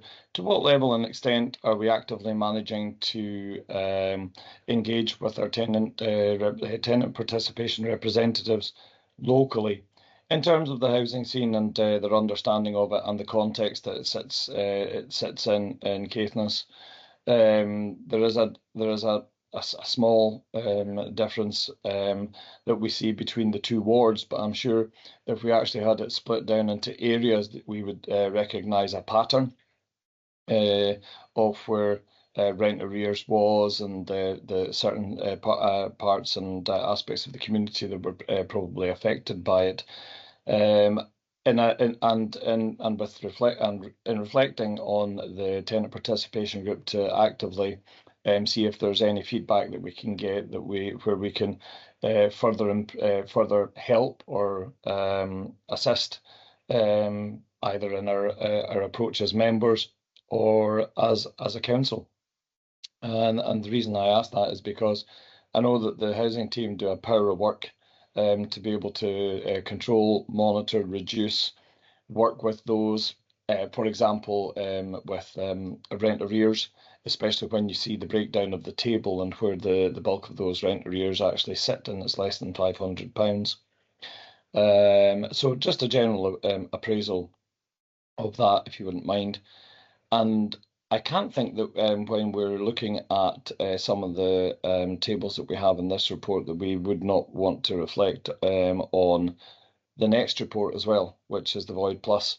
I think if you don't mind, and with agreement of the chair, that we could also reflect on the next report as well, because I requested that report to come to this committee because it was being actively looked at the Housing and Property Committee. Caithness is a pilot area for a reason, and I wanted us to reflect on the history of voids and rent, the ability to be able to secure as much rent as we possibly can. That was a challenge where voids were remaining unlet for quite some time. That may not be the case now. So there is a bit of a link between the two reports. So if you wouldn't mind reflecting on that. First one's tenant participation in the whole context of housing at the moment. And the second one is where this where some of the performance actually links in with Void Plus. Thank you. Okay, so in terms of tenant participation, there's been the walkabouts, the recent walkabouts, and Leona, who is the tenant participation officer, she's doing really good work organising tenant groups. I think she had a recent sort of meet and greet at in a community location in Wick, which she said was very, very fruitful. We're getting really great feedback from the Community Council in Castletown about what tenants want, and I think an event's been organised at the Park Hotel in Thurso, which will be sort of multi-agency, and housing will be there as well to kind of talk with people. And I think the housing officers are getting out on the patch, meeting with people, talking to people. So I think we're gathering views in a sort of range of ways. But you know, formal sort of methods through the tenant participation team, like the walkabouts, like the events, the chats, and feedback from, you know, elected members as well about what, you know, tenants sort of needs and wants. It all feeds into how we then deliver the service. We'd look at, you know, both at a local level and at a wider level, how we bring that into how we sort of deliver things. So I think it's every link we can make with tenants is one worth doing, so that we can bring that their sort of experiences in. And moving on to the Void Plus, I don't know if you want me to go over the actual sort of bit of the report. But in terms of the Void Plus, I mean, it's too early to say whether that the effect that is having on tenancy sustainment, but you know, it's a positive thing in itself. It's improving the condition of the properties. It's improving levels of tenant satisfaction at the point of letting. You know, we're getting good comments back. We also haven't had any refusals on any property that's been through the scheme, so again, that's a positive thing. And we're continuing to, you know, identify properties and bring those into the project. Fantastic, thanks very much. Is that an old hand, Raymond, or do you want to come back in there? If I wouldn't mind reflecting on one of the points that Emma said, thanks very much for that, Emma, it's appreciated. I'm not quite sure that it was the walkabout in Wick with the tenants. I think that walkabout actually happened in Ormley, and Leona organised that. If one happened in Wick, can you let me know about where it happened and who was all there? Because I know that in last year, we will do it again this year. But members in this side of the county have actually been around with housing officers, and anything that we've reflected on in feedback from tenants has resulted in quite a considerable list actually going to the maintenance officer for pricing up. I went over to Ormley, I was invited to go over there. It was great, really enthusiastic bunch of folks over there. It was more the general consideration of how it feeds, how the tenants feed into it through the tenant participation forums. I know about the walkabouts, certainly in our areas when we go about in our local villages and we meet and greet the tenants and speak to them. But it's more in that the process. Now, I know that maybe Leona is working on that, and that's probably what it would be good to hear, that context has been worked on, where even I think it was the interested tenants, Margaret, groups that we had, where sometimes we would go along and actually myself or Willie would actually go along and we would give them a wee update on the bigger picture of what the members were working at that would affect them in their own areas, and even give them a little feedback from the walkabouts that we had gone into. We showed them the photographs, gave them the updates on the amounts of money that was actually being spent in their areas. That kind of collaborative working, and where we're going with that in terms of the tenant participation. And I think Margaret knows my mindset in terms of the participation forum. And when we used to meet in the Royal Marine and the cracking forum that provided, it no longer happens. I would love to see that happening again. I don't know if I'm clanging a gong there, but it certainly was a very, very meaningful forum for Caithness, Sutherland and Easter Ross. Thanks. I think we'll make contact with Susie, the Principal Customer Engagement Officer, and ask her to update members on her plans going forward now. Can I just say that the event in Wick wasn't a walkabout? It was a sort of meet and greet and a sort of coffee and natter at the PPP. And it was, and Leona was feeding back to us the sort of outcomes of that. Thanks for the clarification. Yeah. Fantastic. If there's no other questions, we'll move on to item 7, the Void Plus that we've just touched on a little bit there.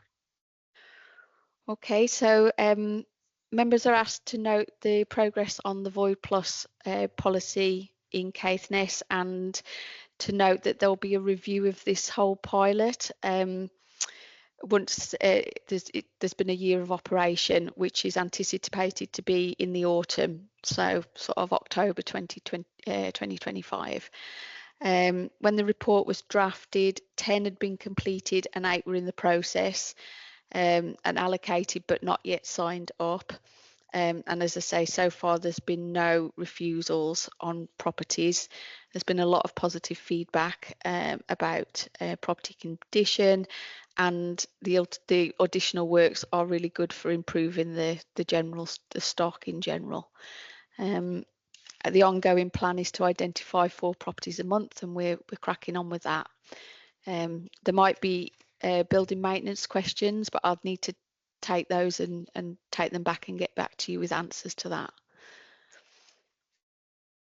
That's brilliant. Those are some truly fantastic stats, and no refusal at all is really, really great. So I'll just open it to members there. I've got one hand there, Councillor Brennan. Yeah, on a sideline thanks very much, Emma. On a sideline conversation that was being had, as you do, when if you're interested in this kind of thing and you're on that committee, which I am. If you actually look at those photographs, there are 1 or 2 I would have, and I would put it to the to officers and the housing management, the senior housing management team. It would look a lot better if we actually finish some of these properties off rather than just paint them, but actually have decent flooring and drapery. Now, that's not a great cost, I wouldn't imagine, in terms of the whole aspect of it, but maybe that's a point of consideration. When you actually look at the images, in fact, I think it's borne out in the images in some of the transformations that we see there. There is just that element of finishing off that's not caught there. It's going to be interesting actually finding out what's the cost benefit and the full outcome in terms of what we were highlighting, which was reduction in long-term voids, as opposed to what we have been hearing more recently, but for some time now, and that is that the reduction in long-term voids is not a challenge, or is the challenge at the moment. I don't know. In fact, I don't think it is actually reflective of the Void Plus project. It's more to do with the churn that we have, and in terms of how we can actually deal with how the churn can be dealt with. So maybe there's an additional point that we're needing to think in terms of how do we deal with that if the Void Plus project is proving fruitful. Although I absolutely hear you, and in terms of is this actually being fruitful? There's more work to be done and more analysis to be done. It needs a longer period of time. I don't know, but there is I think we have to be careful that we don't get conflicted with the two. If we're trying to fix something that's now not broken, how do we fix the thing that is broken? And that's the churn. Thanks.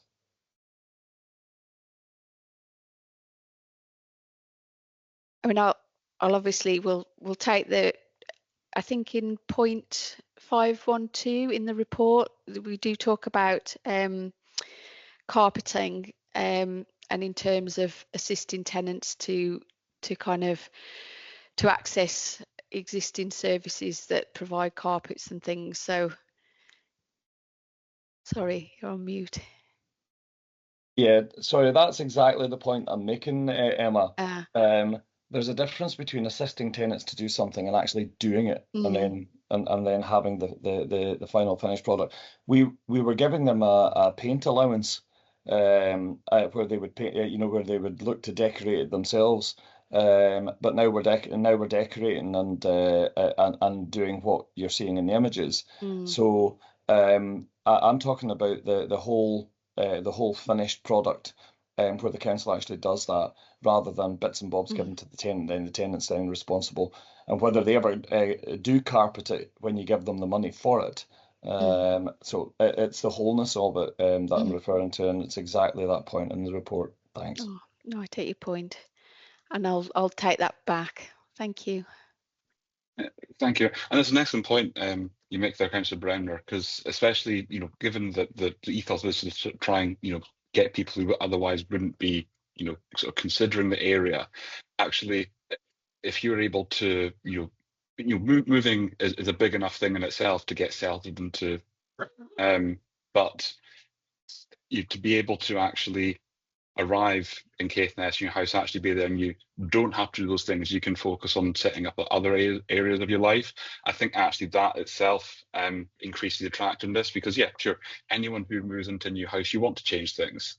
Like say when I got this house here, as much as I want to do things, actually the thing that sold it was the fact it was move-in. It didn't need anything. I could make that move, and there wasn't anything to do immediately. I think that kind of similar approach actually might improve the Void Plus even more if we can actually do that too.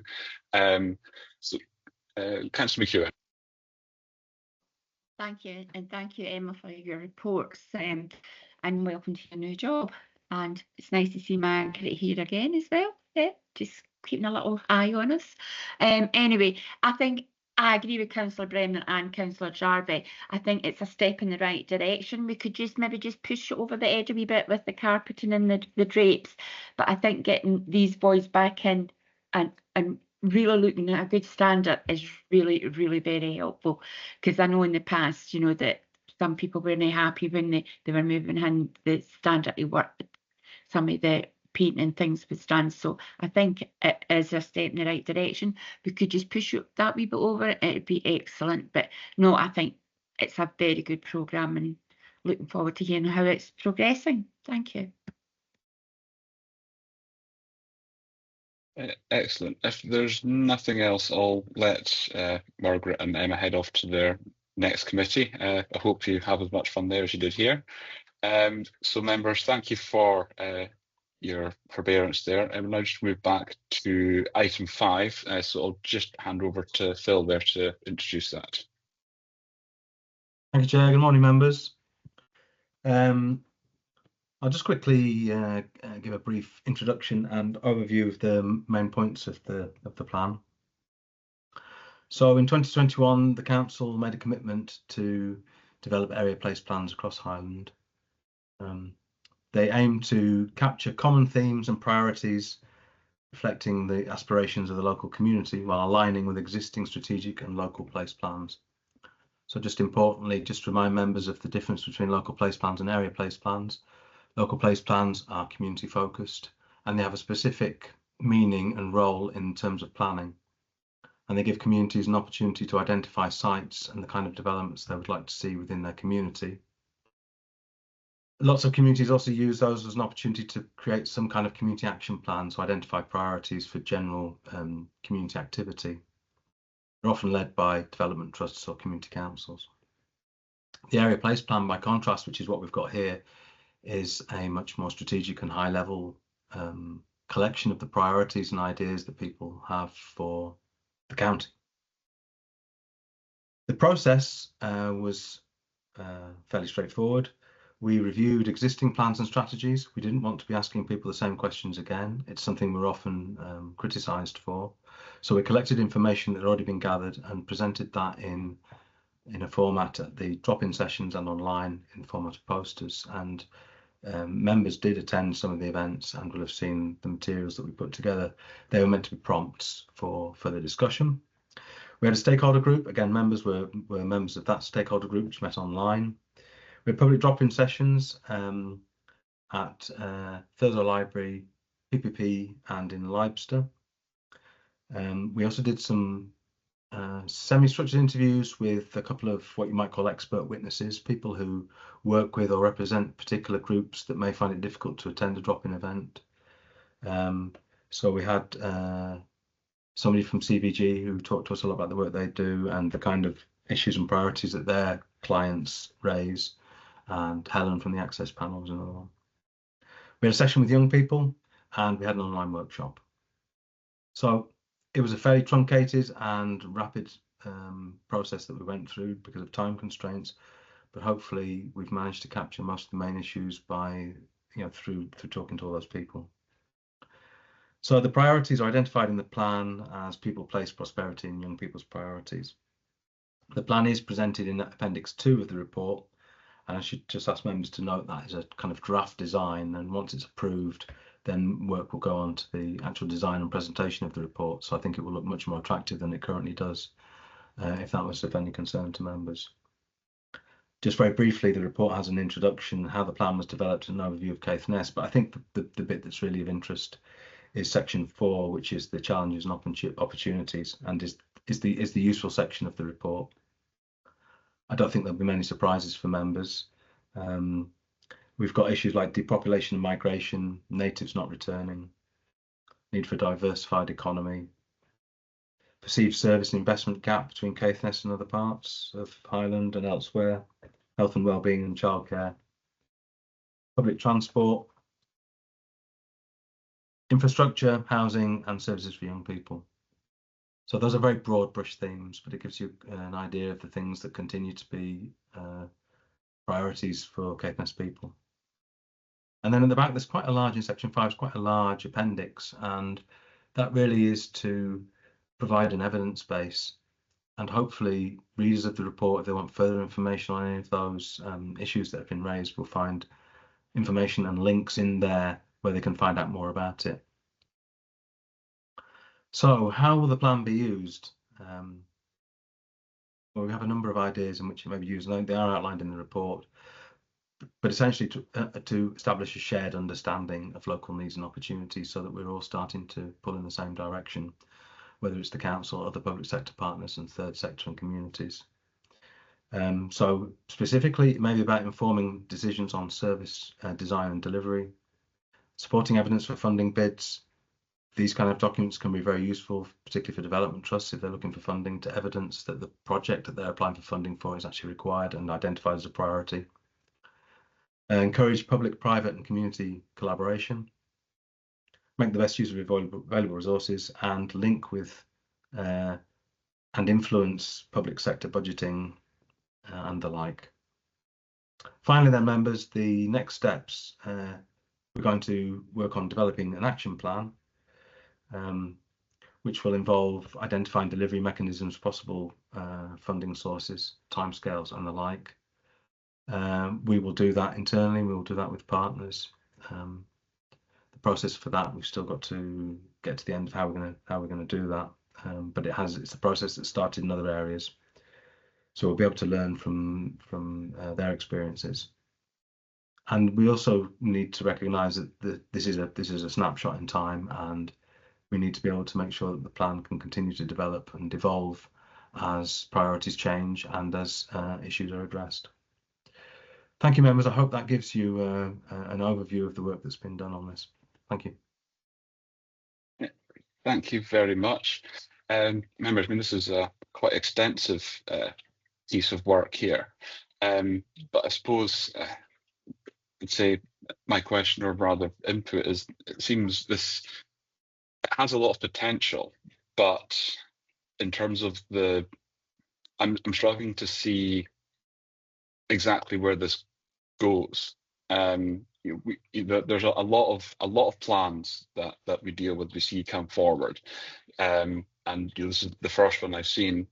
But unfortunately, what I've seen in previous kinds of things like this is you can see how it can be used as a tool in economic regeneration and supporting planning. But I really struggled to think of a time where I see being on a planning committee, even in Inverness, where I've seen as part of an application themselves, making a reference to any kind of these plans that the council or any of our partners actually produce. So I have a concern that there's a lot of time and effort being put into this, but actually it's almost the marketing part of it, and the broader awareness in terms of especially in terms of the private sectors, it hasn't really gotten through. So as part of this, I would hope that the council is actually going to be looking at that specific element, because seeing these things actually come to fruition over the years is, I don't see it nearly as often as I think that what these plans has to offer could do. And especially there's the part of, yes, it is good to give an outline, but a key part to plan implementation is actually resourcing the changes within that. And yeah, it's good to have a bit of a blueprint there for private sectors and other funders, but at what point is the council going to come into this? And to me, when we have the Highland investment plan coming along, which is a fantastic opportunity, and we also have this, it seems a bit of a missed opportunity that we have this huge plan with all this detail. We also have a plan for investment in the county, and I would have slightly hoped that we would see a bit more of a bringing together of that, or even just a bit of an outline even of how we could do that. Instead, it's a little bit vague. So I do just have some concerns. So I don't know if that could be answered, but I'll bring in other members first.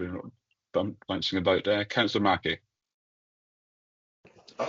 Thanks, Chair, and first of all, thanks to Phil and the team for pulling stuff together here. And I know the engagement's been quite wide ranging. I think one of the earlier points that you made too around about trying to make sure that we're speaking to groups that don't necessarily pop up that often in terms of the high respondent categories, I think is really, really important, because I know that particularly in our part of the world, sometimes we've got noisy voices, and we're very aware of what noisy voices want. We've also got an awful lot of quiet folk that don't actually respond to an awful lot of things like this, and actually they're as important to hear from, if not maybe so even more so, just because of the quantums involved. And I think the point that the chair made earlier about the Highland investment plan is very valid, and I'm very keen that all of the work across all the partner agencies kind of feeds into that. We're looking at state intervention-esque sort of money that's going to be coming into Caithness in the not too distant future. Where these services are located and how they work together is absolutely key for me, because this is not even just once in a generation money. This is multiple generations. This is a generational investment that's going to be made by the local authority, and my hope would be that we are in a position to leverage additional monies from other partners and sectors. I was very interested to know around about, I know maybe it's because it's the shiny bits of paper with the different colours on it, but actually that there's big swathes of the town on the Thurso side that don't feel particularly connected by foot. And then if we look down towards Scrabster and the areas where we've had probably the more significant development over the last period of time, there is only either few walkable services or some walkable services. And I just think when we're looking at the Highland investment plan and where we're potentially looking to, one, put much of our educational estate, but two, potentially look to co-locate some services, I think that's got to be something that I think needs to factor at large. Because ultimately we know that our public transport is fragile at best. we know that a lot of our public transport has been over-reliant on school contracts or Doomray or Vulcan. And I also think this might even factor into some of the work that I think has been really successful and really commendable by the administration and the local authority in terms of our public bus network, because actually I think the service accessibility thing you could almost overlay by having how accessible public transport is. So that's just my points, Chair, but I really welcome the report, and I would hope that this is something that we can consider going forward and is not just something that's published in isolation. I'll just come back to yourself there, Phil, before bring Carl in, if there's anything to you can add. Okay, thank you. So yeah, I think, Chair, we need to acknowledge that this is a first step, and I think there's more that will follow from this. And I think the reference to the action plan hopefully will give you a little bit more reassurance that we do to get to the point where we're starting to look at what's going to get delivered, rather than just having another list of what people said was important to them, which I think was kind of part of your concerns with what we've done so far. You made quite a lot of references to planning in terms of development planning. And this document isn't really so much at development planning. We would look more to the local place plan, where communities are feeding into the planning process. But I guess for perhaps more strategic projects, there might still be a role in which this could be useful for planners, and perhaps, well, hopefully they will find some of that information, like the information that Councillor Mackie has referred to. The local living stuff might be quite useful to support an application, certainly in the larger settlements. Regarding the Highland Investment Programme, we did our consultation in Thurso, which is where the HIP is focused at the moment, although I know it is county-wide. But we did that alongside the Highland Investment Programme team in Thurso Library. So there was some kind of cross-fertilisation. They're aware of the work we're doing. We were certainly aware of what they were doing. But I think the feeling was, perhaps reflecting my own view, is that that's a very specific project that has a time scale and has a lot of resource around planning, and also has resources that will be applied to it to be able to ensure that project goes ahead.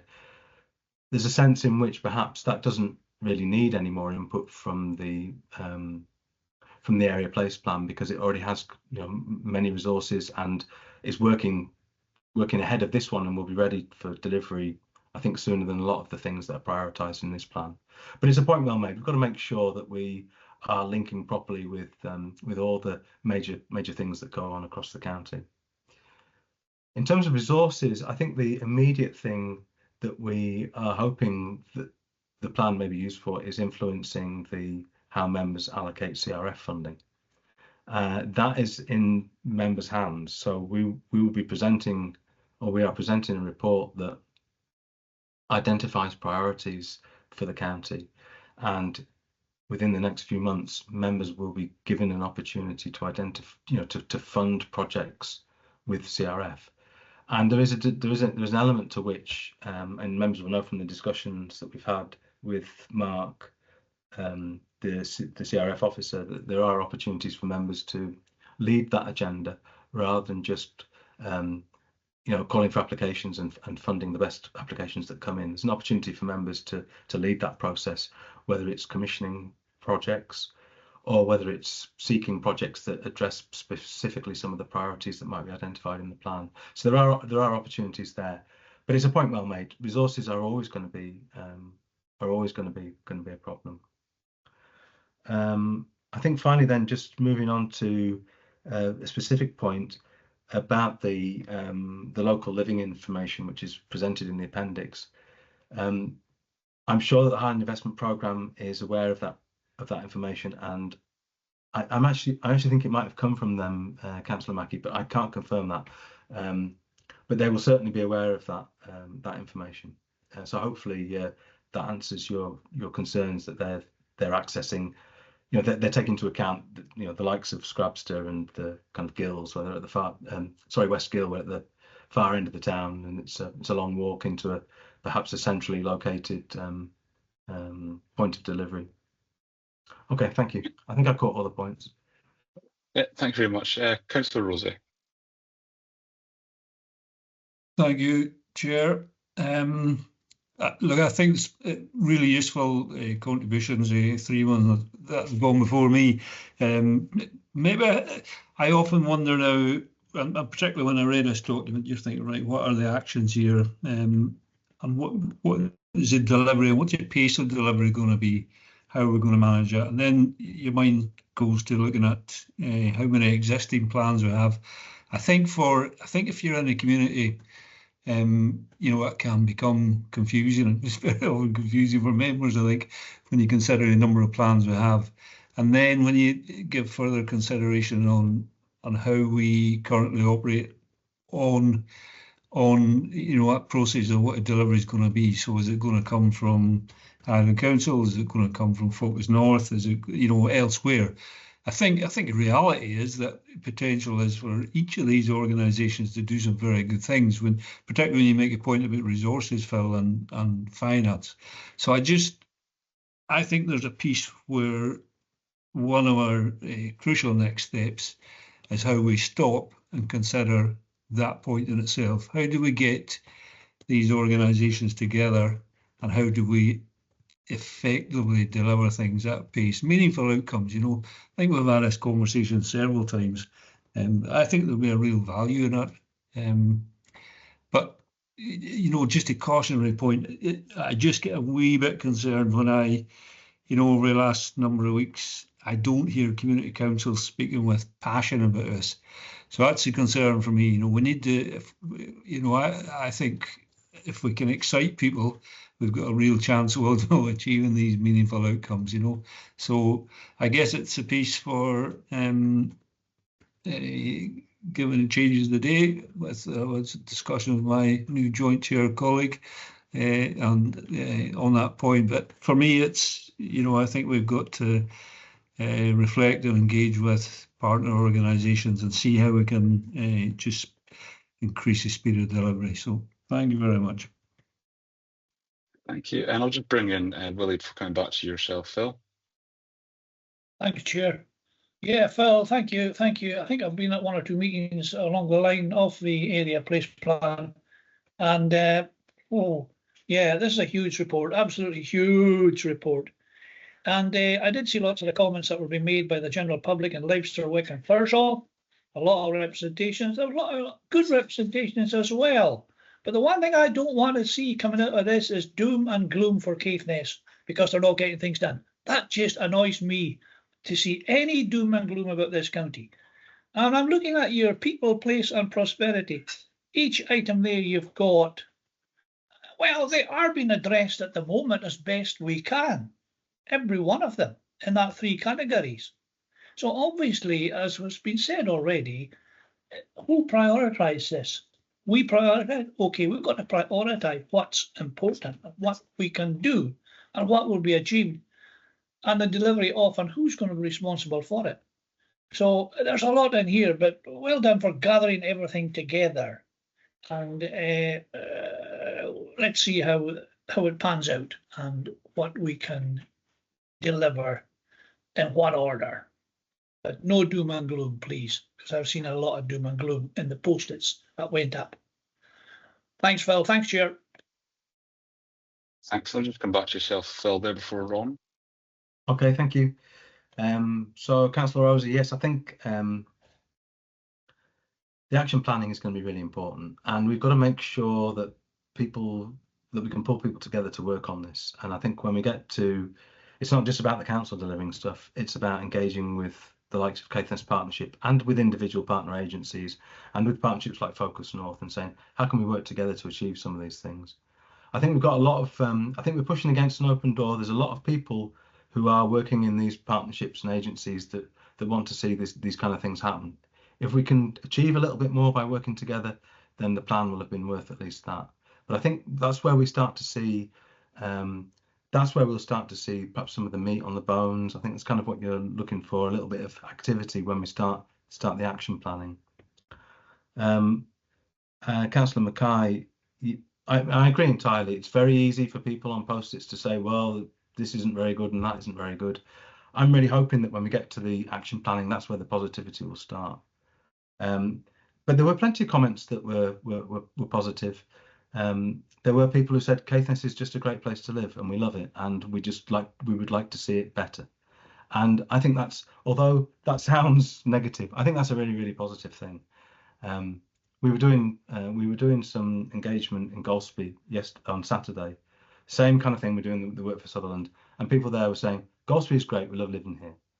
People said those kind of things in Caithness as well, and we've just got to remember that hidden amongst those comments about potholes and other things that people don't like about the way services are delivered is an intense kind of pride and a desire to see the county be as good as it can be. So hopefully it isn't too negative, and hopefully we'll be able to really tap into that positivity and that optimism when we start thinking about the projects that get taken forward. Thank you. Excellent. I'll just go to Councillor Gunn, followed by Councillor McEwen. Yeah, thanks. Yeah, thanks, Phil. That's excellent. And your words there, working together and being positive is very important. Just one thing I was interested in with the public feedback. Maybe it's too complicated, but was there any way of breaking down if there was like a percentage of rural feedback compared to the feedback from the towns and villages? Maybe that's too difficult a question. I just wondered what percentage or rural feedback you were getting. Thanks.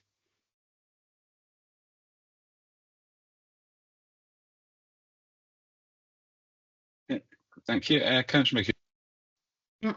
Thanks, and thanks, Phil, for that. And it is a big meaty paper to read as well.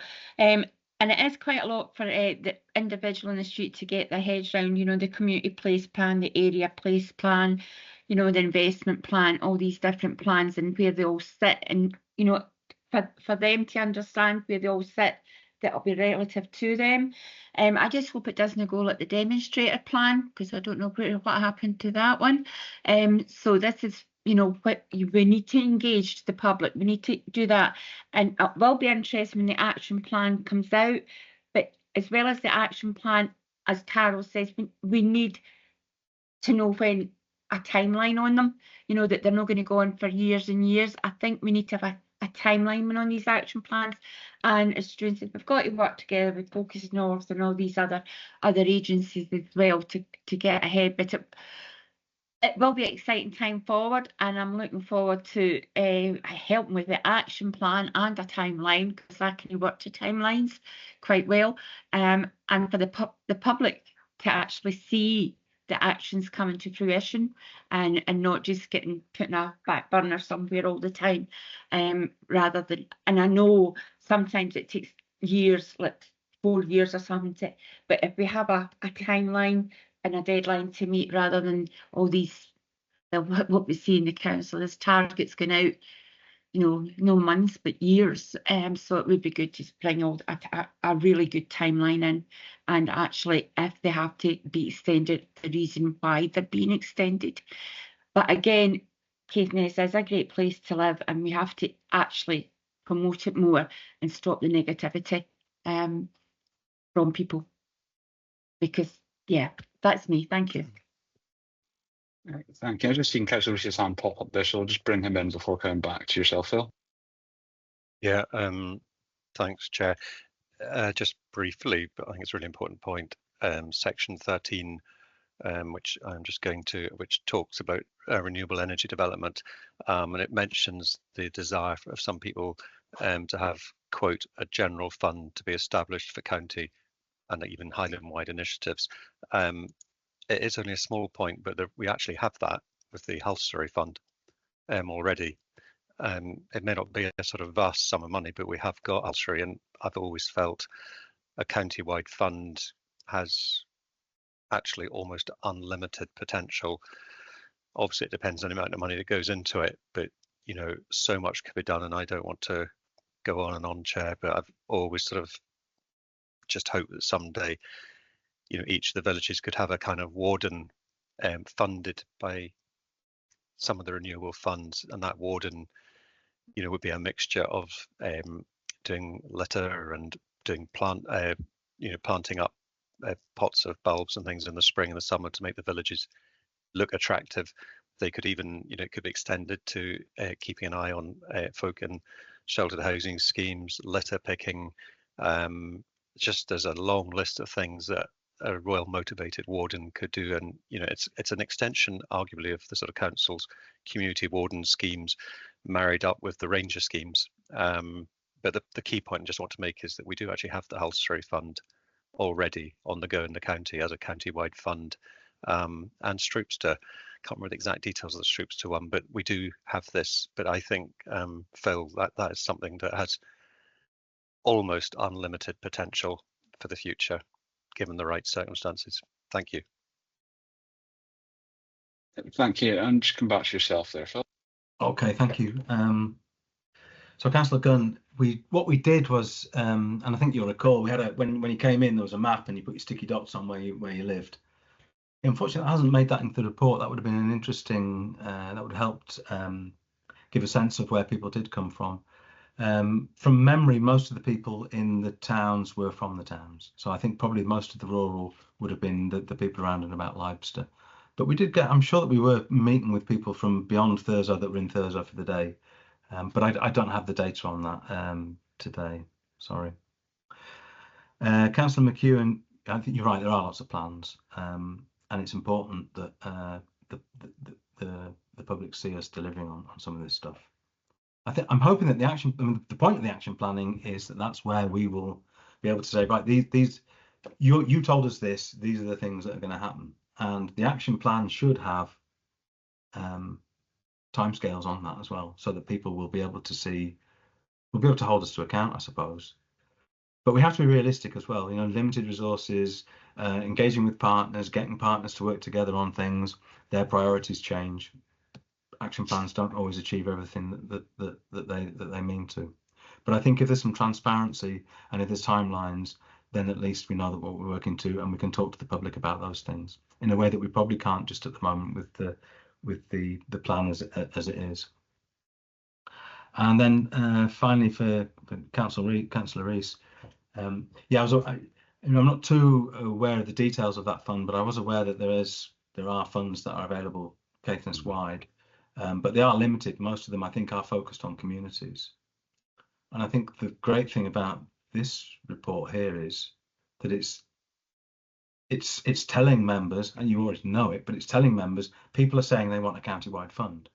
So that if when you're in communities having a debate and people say, well, there's no support for a county-wide fund, you can reference that and it's there. The support is there, it's evidenced.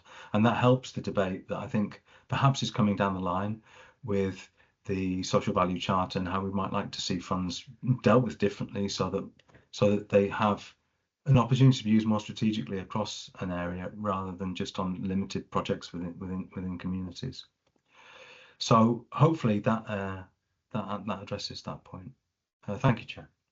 Yeah, could I just come back in just to add a point of balance, something I should have said earlier? Certainly. Yeah, it's having sort of praised Halsbury and Stroopster, I think it's important just to say that Bailey also provides funds out with its community council area.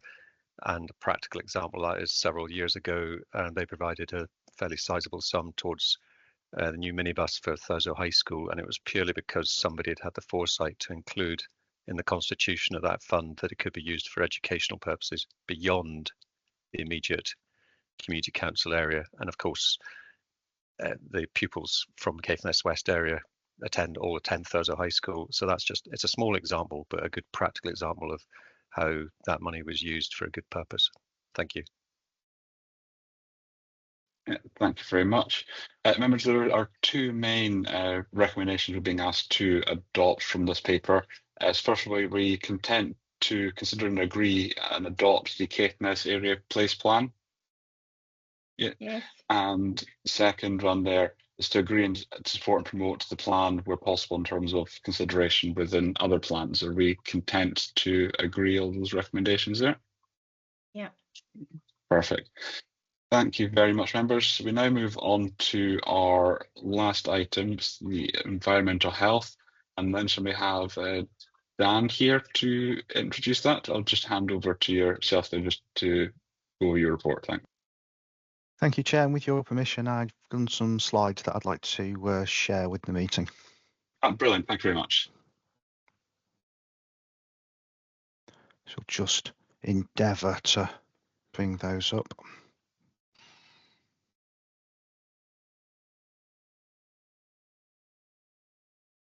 Apologies, normally when I do this it's much quicker. Here we go. Hopefully members are seeing my presentation. Yeah, got that there. Grand. Just say I'm here to present the annual report of activity for the last financial year for environmental health. I'll start with a very brief bit of background. This is the first time that we've presented this report to this committee. It follows on from an agreement in the Environmental Health Operational Plan for the last financial year that we would provide reports to the area committees going forward. Main aim of that is to obviously make you aware of what we're doing, increase the profile of the work that we're doing, but also for you to have an opportunity to feedback to me and the team as to any local issues you'd like prioritised or any issues you don't feel we're addressing in a way that you would like. Just briefly, I'll touch on environmental health duties. They are fairly wide-ranging. It's very easy to summarise them as saying they mostly have a range of protecting or improving public health and to certain degrees farmed animal health as well. We carry out proactive work and we carry out responses to complaints as well.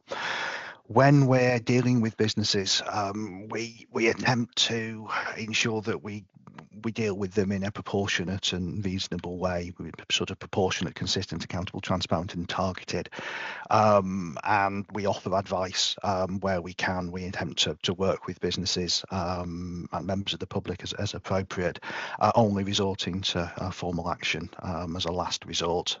We operate on something called the 4 E's, which are engage, explain, encourage and finally enforce. The environmental health team is split across 3 operational areas across Highland.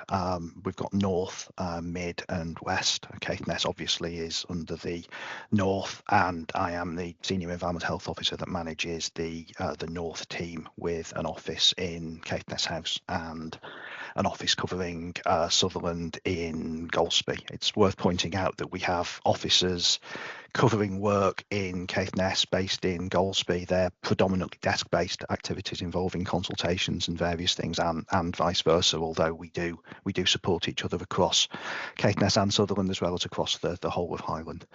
If you're interested, there's a detailed team structure in Appendix 1 of the report.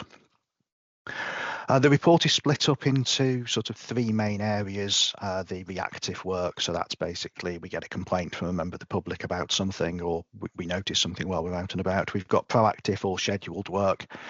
That will be predominantly the food inspection programme, or work to do with the various premises that we issue the licences for. They're predominantly animal boarding, animal welfare establishments, and then also a brief touch on enforcement activity that we've carried out. As I've said, the data we have is for the last financial year, and all the data in this report just relates to the relevant wards. Looking at the reactive work, this is a partial list of the type of work that we carry out. What you can see is that we've done an awful lot of work on short-term let licensing. We're a consultee for the condition, for the sort of physical condition, the health and safety, the standards element of short-term let licensing. We also deal with, as members will be aware, a surprising number of abandoned vehicle reports, also relating to sort of food safety and food business inquiries, as well as the more traditional environmental health elements of statutory nuisance and noise complaints, smoke complaints, odour complaints, and things like that. We also, as I've mentioned, deal with what we call miscellaneous licensing. So sector. These are pretty much non-civic government licenses which are administered by the environmental health section. They predominantly cover home boarders, day boarders, catteries, put my teeth in, kennels, riding establishments, cinemas, and zoos, and things like that. Just looking at the list, they also note we've dealt with 84 export health certificates. These are certificates that businesses need in order to be able to export products of animal origin into other countries, such as the EU, or as is becoming more common again in Caithness, China and the Far and Mid East. If we have a look at some of the proactive work, the team have completed 122 visits relating to food premises. We have also completed 38 litter and dog fouling patrols. The majority of those actually in Q4 of the last financial year. I will just say that you may be wondering why we've done so little health and safety work. For the last decade or so, the Health and Safety Executive issue instructions to local authorities as to what we can and can't proactively inspect, and there is very little that we can proactively inspect. What we tend to do is we perform a sort of a targeted approach, or a project-based approach. So we respond to accident investigations, so notifications of accidents, or workplace complaints from members of the public or employees, or, as I say, projects potentially in the coming year looking at some of the elements on caravan site safety. Just moving on now to formal enforcement activity. As I said at the beginning, enforcement is considered a last resort. That said, we don't shy away from it where it's appropriate for significant and serious offences. You'll see that we've served 1, 2, 3, what's that, 4 7 notices, is that, across the last financial year, which may not seem like a lot, but as I say, we really do see enforcement notices as a last resort, or something to deal with the very, very serious elements. Also, draw attention there, we have managed a fixed penalty notice for fly tipping in the last financial year that related to an issue in Thurso. We also have a fairly significant animal health and welfare case which is progressing through the courts, which I won't go into further details with at the moment as it's an active investigation. Just moving on to some local issues that are certainly important for environmental health in Caithness. I don't know if members are aware, but we set up a border control post in Scrabster last April in order to deal with changes to import regulations following the EU exit. These requirements came into force in April of 2024 and required products of animal origin being imported into the UK to be imported through a border control post, a BCP. So we worked extensively prior to that deadline to set up a border control post in Scrabster to allow the import of Faroe East farm salmon to continue, because obviously it had a significant contribution to the local economy in Scrabster, and we were very keen to ensure that trade continued. Unfortunately, the importer's business model changed in the autumn and redirected quite a lot of that, in fact almost all of that trade now away from Scrabster, although we're hopeful in discussions with Scrabster Harbour Trust and the importing agents that there may be some possibility in the coming year for that to be revisited, although there are no guarantees there. It's also worth pointing out that when it was operating, we dealt with 190 consignments through the border control post, and that the Scrabster border control post is one of only 3 across the whole of Scotland designated to accept food into the UK. We've also got the abandoned vehicles, which I mentioned a little earlier on. We've had 163 reports of abandoned vehicles. We are continually looking at revising our process and procedure for this to make this a more efficient and more effective as to what we do. We also suffer, though, in that we get quite a lot of vehicles reported which are nuisance vehicles, which I'm sure members will be aware of, which are not necessarily abandoned vehicles. The definition of an abandoned vehicle requires it to be, well, abandoned by its owner. So if somebody is still looking after it and is still, well, I say looking after it, if somebody is still claiming ownership of it, it becomes slightly harder for us. But we're looking at various options open to us, and there's some pilots taking place in the mid area to look at how we can deal with this more effectively. We've also, as I mentioned, had 100 reports relating to dog control, littering or fly tipping, which is quite a significant number, and they have all been investigated. We've, as I mentioned again, we've completed 38 proactive patrols across various locations in Caithness, so that's not just in Wick or Thurso, but also in the larger villages across the county. And our education and enforcement officer has put up and renewed signage in relating to dog fouling in 13 towns and villages across the county. And obviously I'm very open for suggestions from members for areas they feel is a problem area that we need to be looking at that we haven't done so already.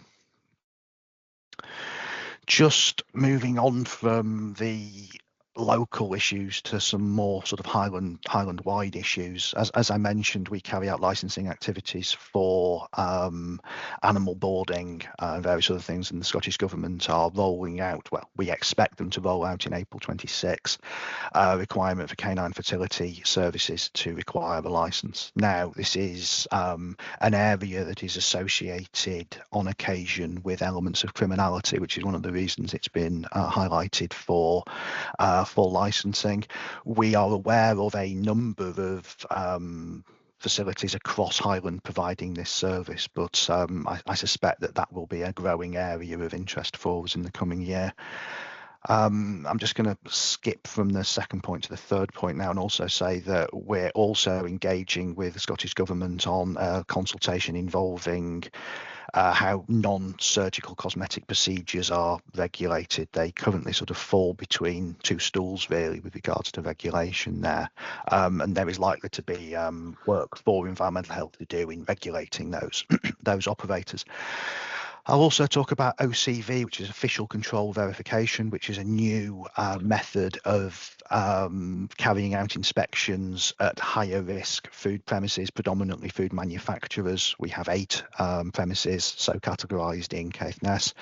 It moves us from almost sort of a single annual hit of those premises to a year-long review. It significantly ramps up the resources that's needed in order to deal with those. As I say, we have 8 of those establishments in Caithness, the majority of which are, as you would expect, relating to fish processing, although we do have smokehouse and dairies and a cheesemaker as well. I would ask you to note and provide any feedback on the range and volume of work being undertaken locally by the team, the Highland-wide issues, the report format, and content. And that's me. Thank you. Now, if I could just figure out how to stop sharing these slides, that would be very helpful, wouldn't it? Sorry, members, let me just have a go at this.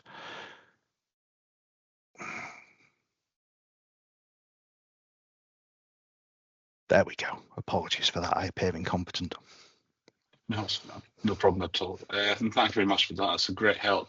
I got some questions there. Councillor Rosie, first of all.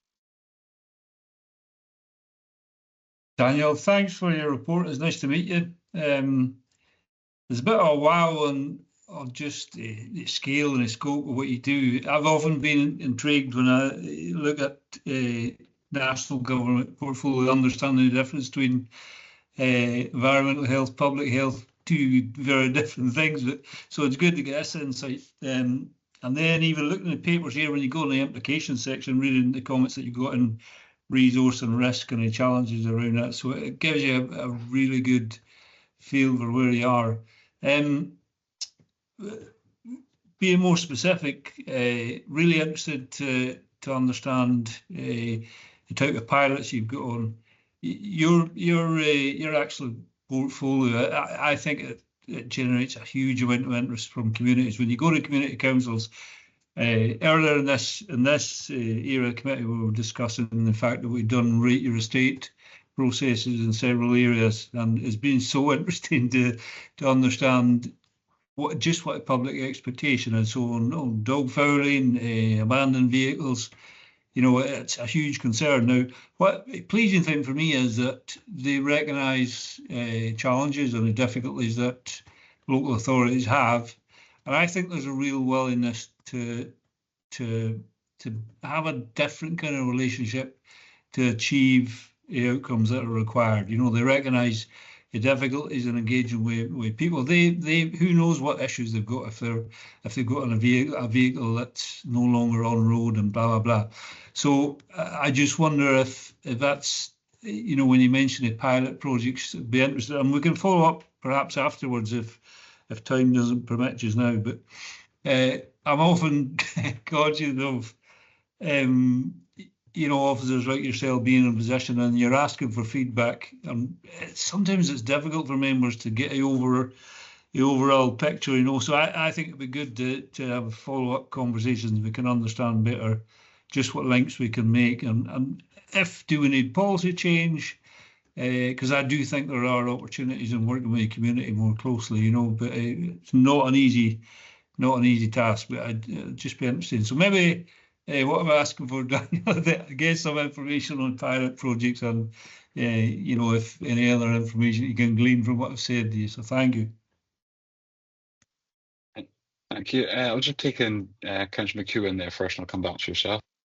Thank you very much, Daniel, for the report. And it's very, very interesting, and it would be good to see this coming, if maybe to us annually or in future, which is really good. And of course, the public are interested in abandoned cars and the dog fouling. The problem is trying to catch the owners of the dogs that's fouling. I just want to, you know, if the members of the public can actually get them on camera, does that help you put a notice out to them, or does it not help at all to enforce it? Because I know putting up the notices is really good, and it's not the dog's fault, it's the owner's fault at the end of the day that they're not cleaning up after their dogs. But yeah, I just want to know if the public, if they were to actually take photos of the owners and as evidence, does that help you give a notice to the owners direct? Thanks. And thank you for speaking to me offline earlier on about something else I was speaking about. Thanks. Thanks. I'll just let you answer both of those questions before Councillor Rees. Thank you. I welcome, obviously, opportunities to engage with members on a one-on-one basis or as a group away from this forum if there's specific things that you want to talk about or raise. And obviously, I'm mindful that this isn't a one-off opportunity for you to provide feedback to us, as you're well aware. So there's opportunities there. I will just touch very briefly on the pilot projects, but very, very briefly, if that's all right. We have work going on in Ballantor with housing and our parking team to look at establishing different traffic regulation orders, which should help us to better deal with what we call nuisance vehicles, perhaps, rather than the abandoned vehicles. The abandoned vehicles, the reasons for abandoned vehicles, as you said, Councillor Rosie, it can be interesting to engage with people to understand why, and perhaps the neighbours think that a vehicle has been abandoned, but the reality is somebody is desperately trying to, you know, scratch together the parts or the funds in order to be able to effect a repair so they can get that car up and running again. I think that covers those issues, and then the evidence side of it. In theory, yes, it'd be very, very useful. It's just dependent on what that photograph shows. It needs still the video shows. I think a photograph is probably of limited use, if I'm going to be honest, for us to use formally. I think it may enable us to have more conversations or more direct conversations with individuals about their behaviour. But with regards to a video, if we get video evidence that can be submitted to us which shows a dog fouling and the owner not then picking that up, as long as the person providing that evidence to us is willing to put a statement to that and appear and speak to that evidence, then yes, that's something that we could use. I'll say could, not definitely will. Every case needs to be treated on its merits, but certainly yes, that's something that we could look at. And with the increasing use of doorbell cameras and various other bits and pieces, then we are going to be getting more and more of that. And as I say, it's certainly something that we would welcome, but I'm not going to promise this morning that, or this afternoon now, that yes, we get the video, we're going to serve somebody a fixed penalty notice. Obviously each case on its merits.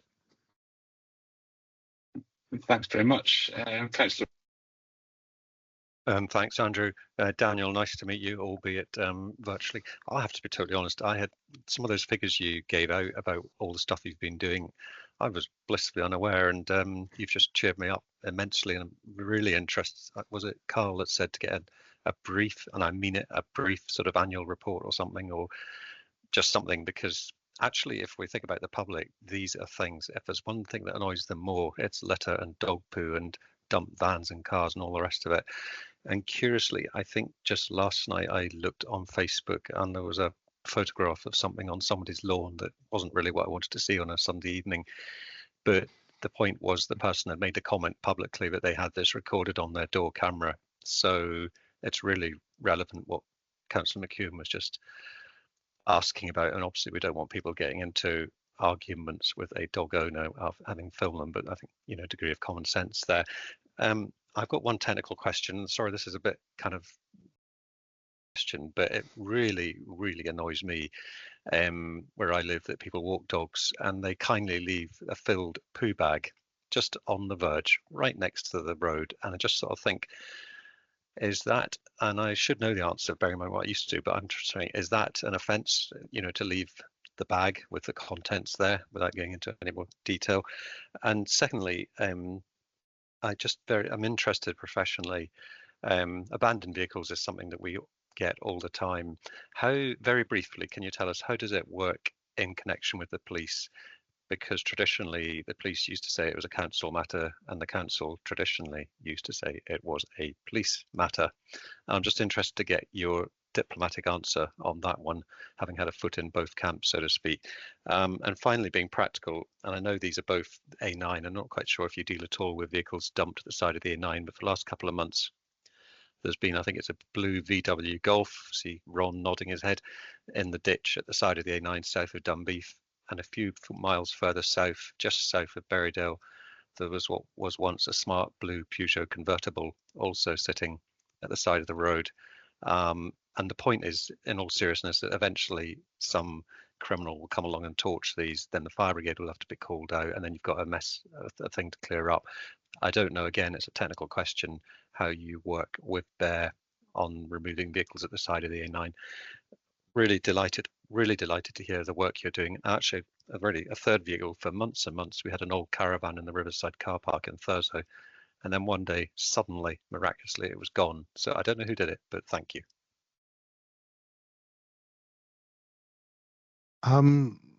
Thank you for that. It's certainly our intention that we'll be presenting these reports annually with regards to the work that we're doing. So just to leap back, the bags, the poo bags being deposited, I would say that's probably a littering offence rather than a dog fouling offence. So yes, it's something that we could deal with, but we would need obviously the evidence of either one of our officers physically seeing somebody drop it and walk off, or video of the same happening. As you say, it's very challenging for us to catch these people doing it, mainly because we're a relatively small community. Our I was going to call them the dog warden, our education and enforcement officer, is a maternity cover post. She's been in post now coming up to 6 months, and she's known. So, and her vehicle is known. So when those vehicles are seen, people behave, which is great. But what we want people to behave when the vehicle isn't there and the officer isn't about and isn't there.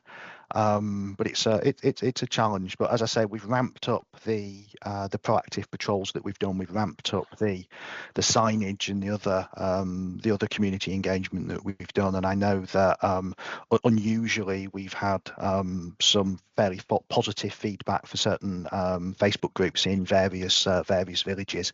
Rather than them complaining about the inaction, they're very happy that our officer has been out. The split between the police and the local authority, and then also the A9 question, are to me, in fact, almost the same question. On the basis that the local authority will deal with a vehicle that's abandoned, we'd expect the police to deal with a vehicle that's been involved in a road traffic incident.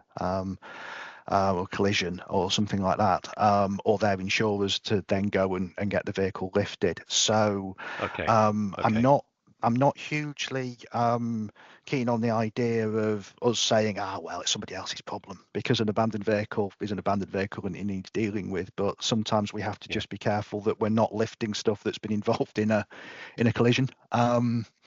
And the insurers are waiting to deal with that. But the vehicles that have been there a long time, I know that we've cleared a number out with Caithness that have been on the A9 over a period of time. But we'd look at each case on its merits and try and engage with the police and Bear to see if we can persuade them to do it. Because fundamentally, whilst we're now engaged in an element of recharging for this work, we're reliant on being able to find the person who owns the vehicle and then recover the money off them. So we just be mindful of not clearing absolutely everything if we can get another agency to do it. But that said, we don't want to be fobbing off to other agencies and not getting stuff dealt with. Thank you very much. Yeah, thank you very much. I don't see any other hands, so I'll bring that. No, Councillor Mackay. Oh, yeah, sorry, it's a late comment, Daniel. Yeah, thank you for your report, Judy.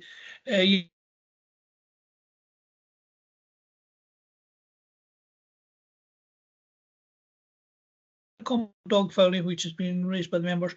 There is one way to get rid of dog fouling, and that's to DNA all the dogs. It has been tried and tested in European countries. Most of these dog walkers, they don't go far. They're all within a half mile of their house. And it's been tried and tested. It's expensive, but if a dog's foul and it's DNA'd, then they can tell exactly who is dropping the mess. It's a costly one, but it's been tried and tested. Little bit of useless information for you there, Daniel. Thank you. A novel solution. I don't know if you have anything to, if there's any way to integrate DNA testing within environmental health. I think obviously we're aware that it happens. It happens quite a lot in America as well. There are some groups of sort of apartment owners or things who will require that as a condition of being in that block. It's not something that I believe we'd be able to take forward, although I would love it if we could, believe me. Thanks very much there. I'll bring that to close there. I remember, so just to note the report there, and that's our last item. That also brings our meeting to a close. So thank you very much for your time and attention today, and look forward to seeing you all again soon. Cheers.